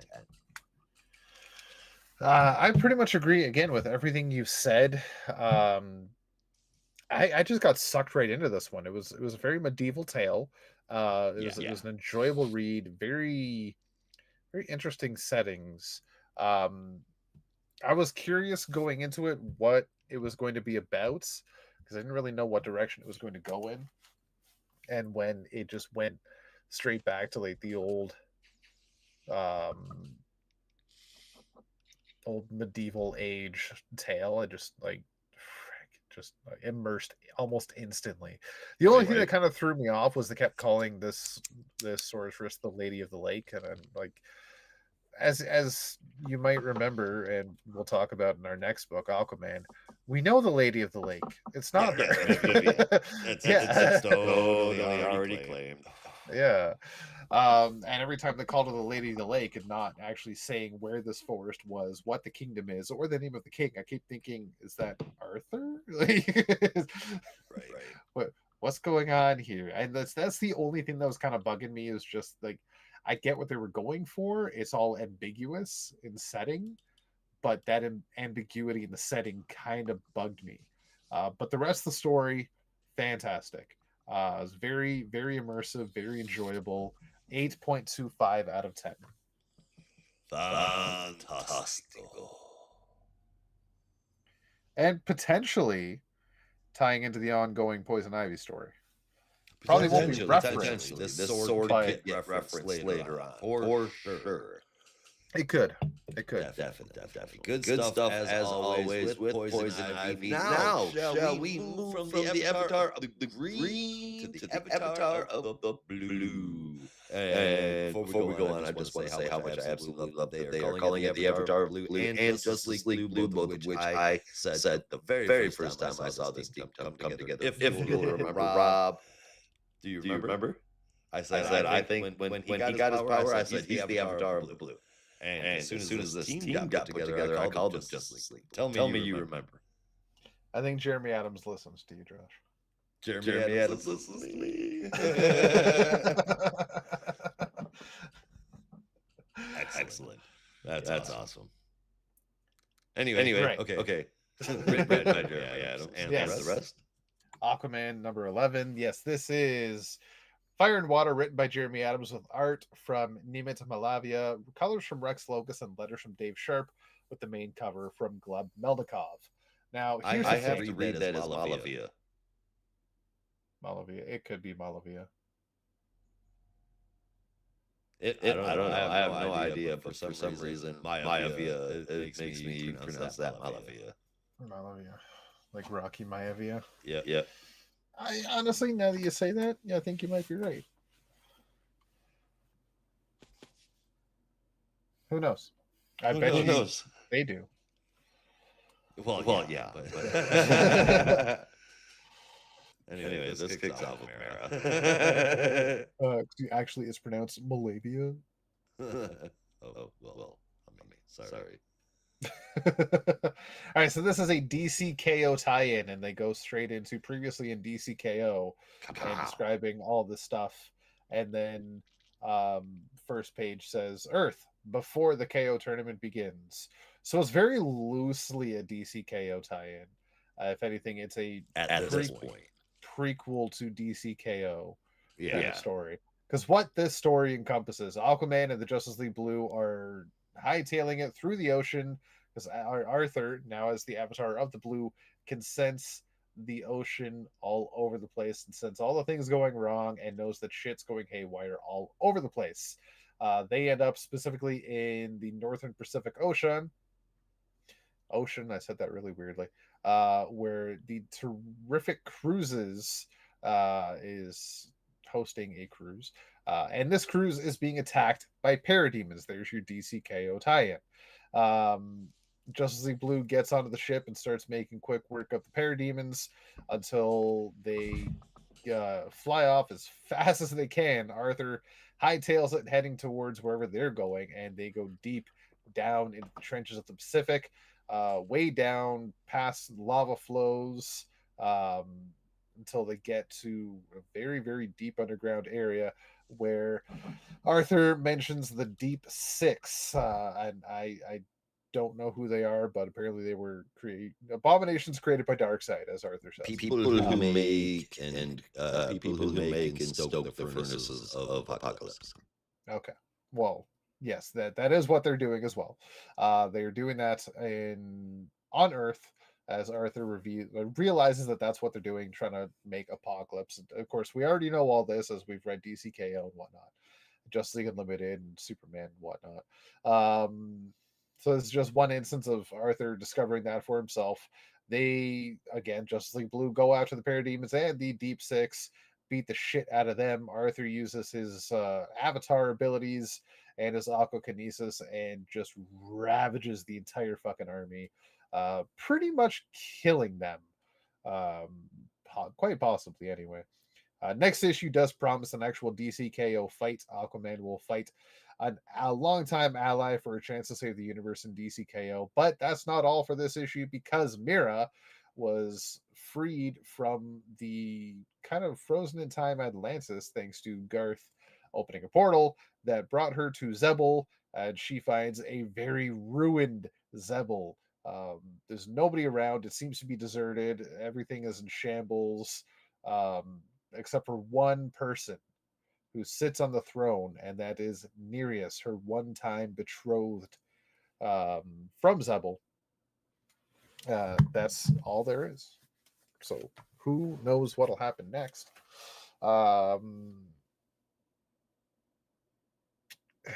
See, I don't know how to score this book because as a DCKO tie-in, it's kind of loose, and that's the thing about when they say this is a tie-in. It's just like it's not. It's really a tie-in, as in at the very last page, he's off to go to KO. Yes, I hate when they do that. But as a story, it's still, yeah, it's still enjoyable.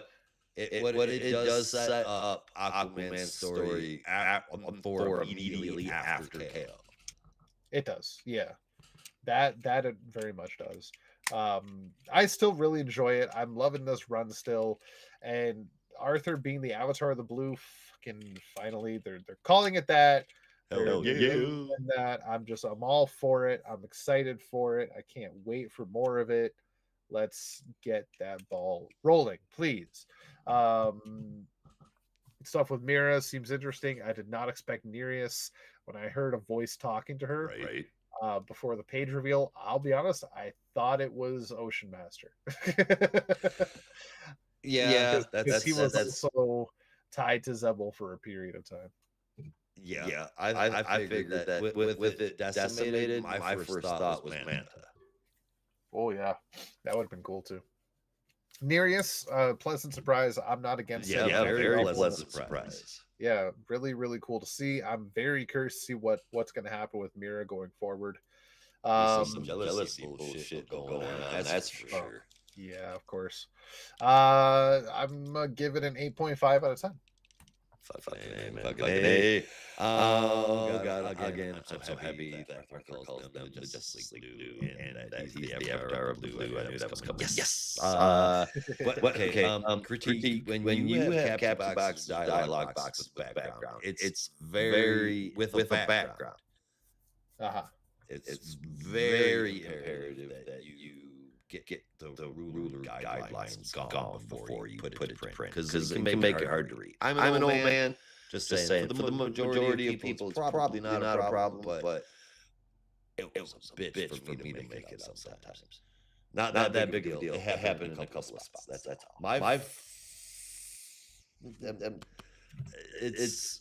The story has been freaking awesome. Aquaman is just a blast to read because the story is something new and freaking awesome and wide freaking open, which means unlimited possibilities and potential, exploring his newfound powers, the fact that he's the Avatar of Blue, and the fact that he's got his own Justice League.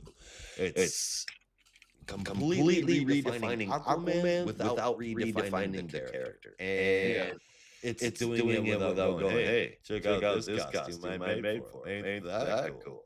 It takes more than that to really redo a character and bring people's interest into a character that doesn't typically get that much interest. And here, it's just fucking phenomenal. I love this. And I absolutely love the art that tells half the story. And listen, Jeremy Adams, if you are listening to me, that is awesome. But just real quick, and I promise I'll never ask again. But my family need to move, and if you could help us with the house, little east to be St. Louis, nothing huge, nothing fancy, just enough for us for in an office. That would be awesome. And you keep listening. I promise I'll never ask for anything else. I give it a 9 out of 10. Damn. I thought it was amazing, man. This is just everything I could hope for in an Aquaman. I know an Aquaman fan doesn't happen very often, but I've always dug him. Even when he had the weirdest stories, he's always been a cool character to me. And the fact that he's just been done right, and the fact that there's an Avatar of the Blue finally. Man, it's just it doesn't get any better than this. 9 out of 10. Fuck that. 9.5 out of 10. Holy shit. All right. 9.5 out of 10. Yep. Well, No lie. yeah. I loves it. Good. Oh, shite. Of course. You didn't write it. I didn't write what? The next book. Oh, I wrote it. I just didn't write down the damn Creatives. Yeah. Oh, I got you, damn. I got you, fam. Don't worry. You got him? Yeah, just give me a second. This is long-awaited book for me. I'm gonna be honest with you. It is exciting. This is Batman Static Beyond #1. Where? Okay, now I know why you didn't write them down because they're not in the freaking book. They're not in the freaking book? No, that's why I didn't write them down. Okay, well, it's Evan Narcisse, Nicholas Draper Ivy, and Will Quintana. Who did what? I can only assume. Evan Narcisse, writer, Nicholas Draper Ivy, pencils, and Will Quintana, colors. I don't know, but there's no creative team actually in the freaking issue. I don't see an artist's signature on the cover either. No. So that explains it. I didn't even realize they didn't do that. Evan Narcisse, Nicholas Draper Ivy, Will Quintana. So that is likely writer, penciler, or okay. Written by, art and colored by. There we go. Yeah. That explains it. They're not putting the penciler on the cover for whatever reason, or giving him any credit. Even without him, no one can read the comic. All right, first off, this is the OG Static, the one and only Virgil Hawkins, and it looks like something. It looks something like the Justice League Beyond, made up of Static, Batman Beyond, Superman with gray hair, Big Barda, Icon, Warhawk, Flash, and Micron. Again, I've had a shitty memory week. Do we know these people? Warhawk, Micron, and this Flash. Yeah, they are the Justice League in the Batman Beyond timeline. They are. They're part of it. They are right. the. So that's called Justice League Alpha, right? No, I think it's just called Justice League. No, they got a different name. I'm Justice positive. League Alpha. Hold, please. All right. I'm noting here that Batman Beyond spoke to still kind of a newbie. He does still go to high school. Just for a time frame kind of reference. These heroes are working together to help get the Earth admitted into an intergalactic alliance called Cooperative. Cool. Right now they're testing out a new ship called the Shockwave, co-designed by Virgil and Bruce Wayne, capable of warp drive jumping like Star Trek, and often usually featured in storylines where in order to get admitted into a galactic society or alliance or whatever, you have to have progressed so far technologically, and oftentimes it's a warp drive. So that is kind of normal there.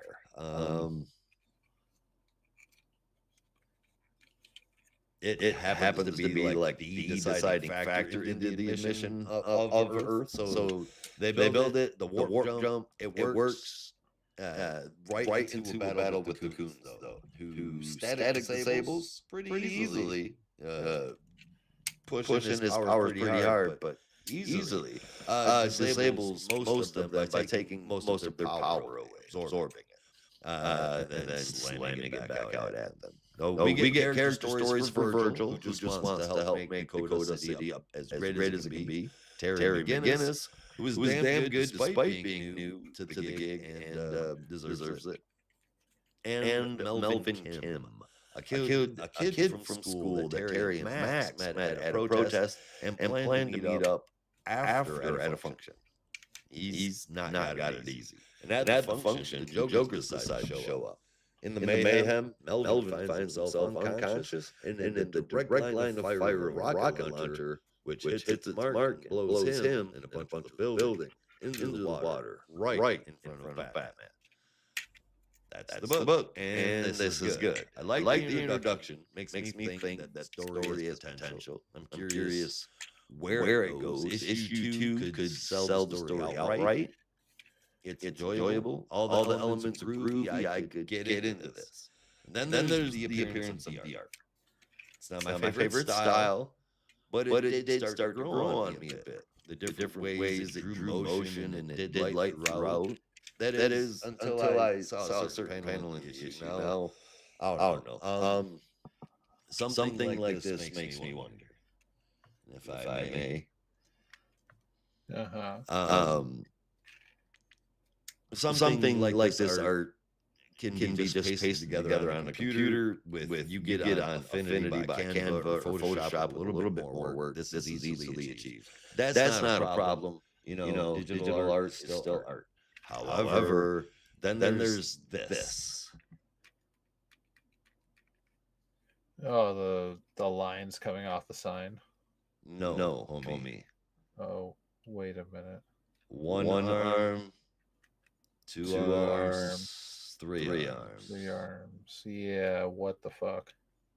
And while it does have funky motion shown throughout, it isn't uniform. It's not uniform in any way, shape, or form. The style to show motion, which I am going to say, unfortunately, is a pretty goddamn typical product of AI generation. Wait, and I'm not trying to assume too much, but nobody looks the same in any of the fucking panels. Wait, because were you saying that this is showing motion or is trying to show motion? Yeah. Okay. Yeah, because I see the other side in there. Yeah, it's not very good at showing the motion, but it is definitely like trying. That even explains the weird lines coming off the bottom of the sign too. I didn't even catch that, to be honest with you, when I looked at it. I just saw the sign. After seeing this, there's plenty of other examples where you're like going through trying to see, like one panel it just blurs out the person moving to show motion. Another panel it completely changes the background with movement lines. And another panel it's got movement lines just going around the arms, legs that are moving. And then nothing is uniform throughout. That throws me off. I don't know what I should rate this if I take the art completely out of it and think of on a scale of 1 to 10, only based on the story, which is its setup. I'm going to give it a 7.75 out of 10. It's pretty damn good. Right. But this art is not good. Yeah. And for a couple of different ways. Just not only are the proportions like way the fuck off, but the way that this is done isn't even remotely close to anything else that's in the book. But that's to say that no panels throughout the book really are the same. You go through the entire thing yourself. And then when we add on top of that the complete oddness that the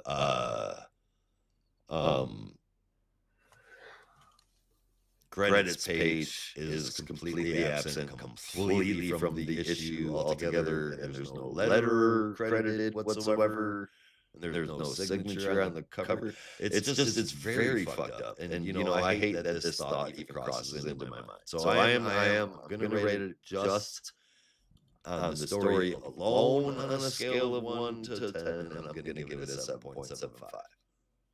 Very fair, I think. Yeah, talking more about the art and like showing this, I like I said before, I didn't catch that, but I'd be remiss if I didn't say like the scenes, the whole art style with when Batman Beyond and Terry McGinnis was on panel, it still felt a little off. It felt very different compared to when it was about Static.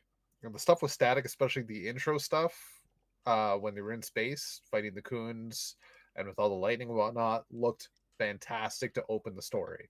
But the art got slowly worse as it went on. Kind of dropped off in quality. Yeah. So I really enjoyed the story because the more I read it, the more I'm like, oh shit, this is just straight into the DC animated universe. This is like fully ripping into Batman Beyond, Static Shock, and even referencing the Zeta Project, which I thought was brilliant. Oh my god, I completely fucking missed that. Yeah, it was a one panel thing. Like the Zeta cops are here. I'm like, oh my god, Zeta.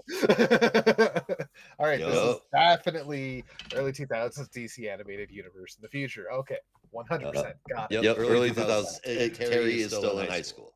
Yes. Virgil is a lot older. He does not have gray hair like his appearance at that one episode of Justice League Unlimited, but I have a feeling that was an older Terry as well. So who the fuck knows? Superman has gray hair. He's Superman with gray hair and the black suit. Yeah, I was social shoulder pads. That was really. Did you look it up? Is it Justice League Alpha? It's just called Justice League Unlimited.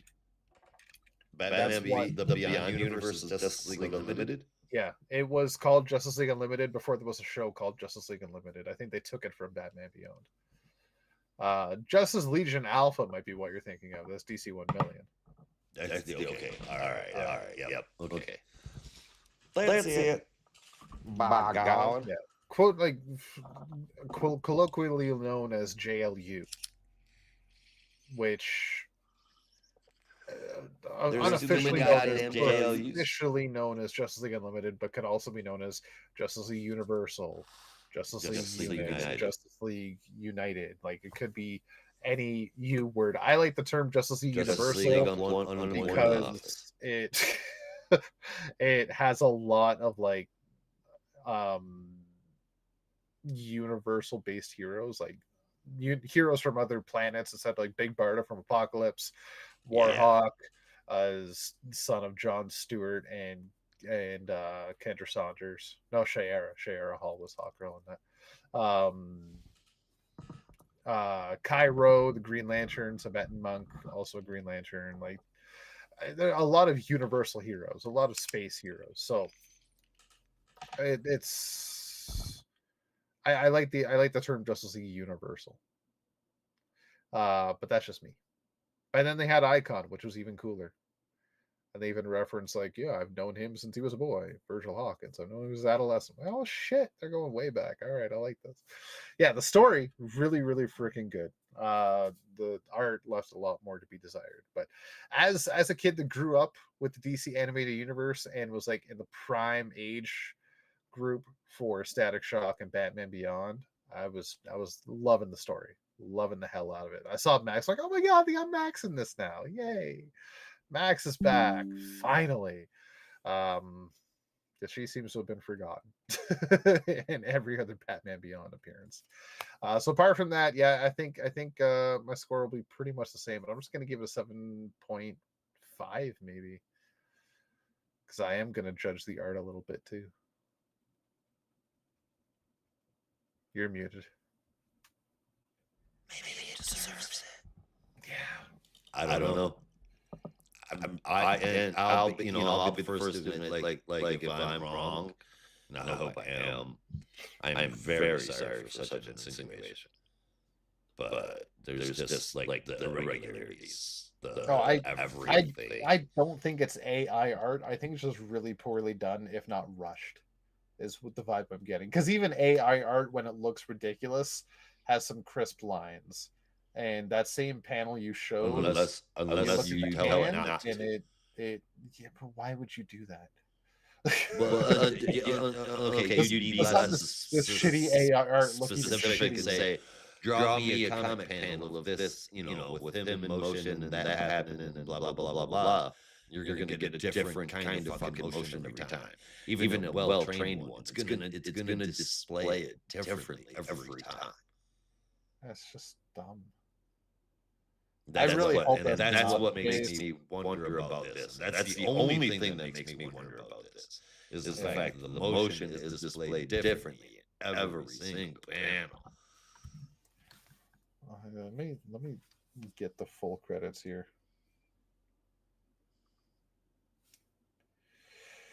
Because I'm kind of curious. While you are doing that, I could grab a show starting with the top three. Art is Nicholas Draper Ivy, colorist Will Quintana, letters Wes Abbott, writer Evan Narcisse. Nicholas Draper Ivy is a very known artist, I think, at this point, and doesn't fuck around. I don't know. He The name did also Static doesn't ring a bell to me at all. Well, it should. He did But- Static Season 1 for Milestone Returns and Static Shadows of Dakota, the online Did series. he really? Yeah, But that was so good. exactly. That's what I mean. So it's why Then what the fuck happened? it doesn't make sense for it to just all of a sudden be Crap. shit, right? Yeah. So either he used AI to like speed things along, or it was very much rushed. But like, this is not typical Nicholas Draper Ivy. That's what I mean. It's Jesus. yeah. That's fucking horrible. All right. Okay. Sorry. All right. My top three this week are pretty easy to pick out. My third place is going to go to Poison Ivy 2020, Poison Ivy's 2025 annual. Second place is going to go to Green Lantern Corps number 10. And in first place, shout out, the Avatar of the Blue Aquaman. And my favorite moment, other than Aquaman calling them JLB, which is the only good JLB. That's it. There's another JLB. If you are a fan of wrestling, there is. And he's not a good one. Oh no, that's JBL. I hate him so much. I got his name wrong. All right. This panel here is my favorite moment. Can you see it? Yeah. That one right there is my favorite moment. I don't know what it is, and the art style doesn't fit in with the rest of it. There's something just a little different about it. But for some reason, I saw that, and for like a half a second, I felt like a kid reading comics again. I don't know why, but that feeling is going to have to make me choose that for my favorite moment this week. I think it's the posing, it's the color scheme, it's the sound effects. I think I see where you're getting at, and I'm happy you felt that way. It's always nice to have that feeling again. Right? Yeah. Yeah, and then other than this, of course, it's Aquaman. It's Aquaman. It's Aquaman.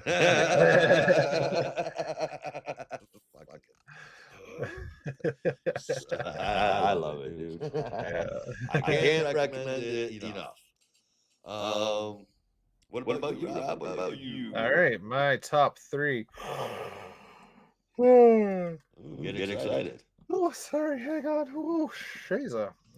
My number 3 is going to be Batman and Robin. My number 2 is going to be Green Lantern Corps. My number 1 is going to be Action Comics.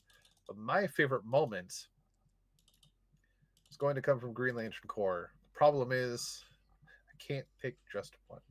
Oh no! You're gonna have to have more than one. This could be any of the lantern interactions, the co-lantern interactions. Sinestro saying, "Oh, I'm just going to invade your land." Jessica laying down the law to the others. Look, the Thanagarians are here on diplomacy and peace. Shut the fuck up. Irok and just Larfleeze being his old self again. Like, get away, this is my island. Stop breaking my stuff. Shit like that. Permission to speak now? No. his mom in the ring. Oh yeah. Shut up. They flying off. Can I talk now? No. Yeah, there's that. It's like, dog, that's your mom, dude. John C. Kelly. Oh, yeah, there's so many cool moments in that. Even just Guy and Kilowog being drill instructors, and Kelly showing leadership capabilities. Narf being Narf. Oh my god, there's so many fun moments and cool moments in that issue. I mean, what? In a very roundabout way. And look, man, I really hate to say this to you. Oh god. And I hope you don't. I'm already offended. I hope you don't get offended. I'm already offended. But rip off the Band-Aid. I'm already offended. I think it's time that we stop referring to it as the art that shall not be named and start referring to it as the worst setup in Green Lantern history. I think you might be right, though. because I mean, holy shit, what a long drive to get John, someone who's lost a lot and hasn't been able to do shit to save it. Yeah. Everything back that he ever deserves. Yeah. It's a long fucking walk, but ultimately, yeah, it is. And we get all of the cores where they need to be. Mm-hmm. Whatever that's going to look like, they're all back. Yeah. The lanterns are still smacking Sinestro on the nose. It's just across the table instead of, like with a fucking shovel made out of green light. Yeah. It's cool. Two things I disliked about this issue though was there was no Simon. Mm-hmm. Well, Simon is off with JLR. Oh, Justice League Red. Justice League Red. That's right. That okay. Fair enough. He's not around. Yeah. Okay, so scratch that. And that's Sinestro as a Yellow Lantern again. I really like the concept that he was. I know we already saw it, but like, I really liked the idea that he was a Green Lantern again and like trying to make amends and actually like getting along with people. Hopefully that's something that he can carry while. Hopefully it's something that he can carry while being, the leader of the Sinestro Corps, which they don't even call it the Sinestro Corps anymore, the Yellow Lantern Corps. Yeah. They rejected Sinestro. Like that's another thing. Like they rejected calling it the Sinestro Corps. They rejected him as a leader and a core founder. And they are pretty much their own entity now. So why the fuck did he need to be a Yellow Lantern again? Just keep him as a green. That's what have him if you're gonna have him on Oa as a lantern and getting along with others, you may as well have him try to make up amends for all the shit he's done too. Right? Mm-hmm. He was already starting that as a Green Lantern. Don't just revert it back to a Yellow Lantern. That's not fully, you know what I mean. Yeah. I mean, he's still being Sinestro right now, like, poking and being a pain in the ass, but he's not doing anything bad. Yet. But the thing is, his power is now powered by fear, which means he needs to scare people in order for it to work. He can't make amends for the things he's done and then scare the shit out of people to be able to do that. There's one thing when it was just powered by his own willpower and he could just do good things. Now he has to do something bad to do something good. It's stressful. It is what it is, my man. Yeah, that's my only gripe. So I was hoping that maybe they were actually going to have redemption arcs for Sinestro once and for all. Maybe they will. We are. Maybe it'll be him having to give up the yellow ring because he can't bring himself to keep doing that. Yeah, we'll have to see. We'll have to see. End of the day, though, I think Morgan Hampton is gonna write a really good run. And I forgot we weren't talking about Green Lantern Corps anymore. I just that was one thing as a note I forgot to mention before. It's fucking awesome. I love Green Lantern Corps, man. Mm-hmm. Yeah. I forgot I was trying to pick my favorite moment. I can't pick one. There's so many cool moments. So many. So many. Anyway. Good one. Also, friggin' I can't remember his name, but the Volcano Lantern was here again. I don't remember what his name was. Yeah, but he was like front and center in Grant Morrison's run. Mm-hmm. And I believe he was also an Alan Moore creation. He's just trying to like insult me. Why? Because I'm a big Morrison and Moore fan. Oh. I can't remember his name right now. Because it feels like you're trying to insult. Oh, I'm a what do you think, dear fan, and I don't right remember his name either. Tag Robin dox him. Take pride in no, fuck you. Go fuck yourself, fucker. All right, I think that's about it. You think that's about it? I think we should call it quits now. I'm about done with you.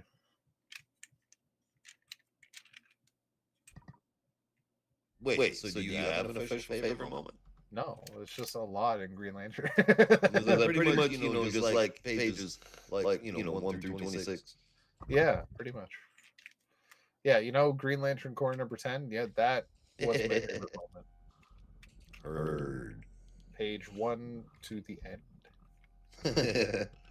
All right, then there's only one last thing that we do at the end of the show, and that's pick our favorite cover. So, what is yours? We've got Action Comics. That's interesting. Nice. Oh, looks weird. Batman and Robin, that pink shit on his head.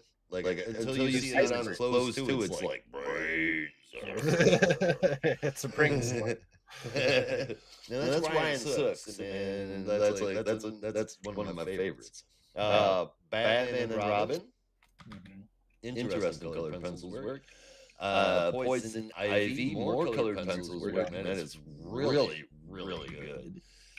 Green Lantern Corps, damn it. That's it. You don't even have to show the last two. That's it. And Aquaman. Finally, Batman Static Beyond. Now that's you haven't been able to see him. I like Batman Static Beyond's cover. It is very busy at the same time. Yeah, it's too busy for me. I like it simply because of like the character designs front and center, but they're also like it's not balanced as well. Like you have Batman in the foreground, you have Static in the midground and off to the left, and then nothing on the right except for like Virgil's coat. Right. So it's kind of weird. What I'm saying. It fits more in with the rest of the art shit that I was saying, which is fucked up. But you're giving it to the Green Lantern Corps. Yeah, the Fernando Pasarin is just fantastic, and the light work here is beautiful. Also, giving a lead to like the pretty much all the Earth Lanterns except for Hal here, because Hal's got his own book. So Hal and John. This book. John is there. Oh, John, yeah, he's right down the middle. Yeah. Hal was literally like he pops in and he's like, "This is an interesting costume." Yeah. Hal is literally the only Earth Corps member not present on this cover. Yeah. Yep. Even Kelly is there with the ring. She's got a ring, not a gauntlet. And it wasn't a great week for covers for me. I really do like the Poison Ivy.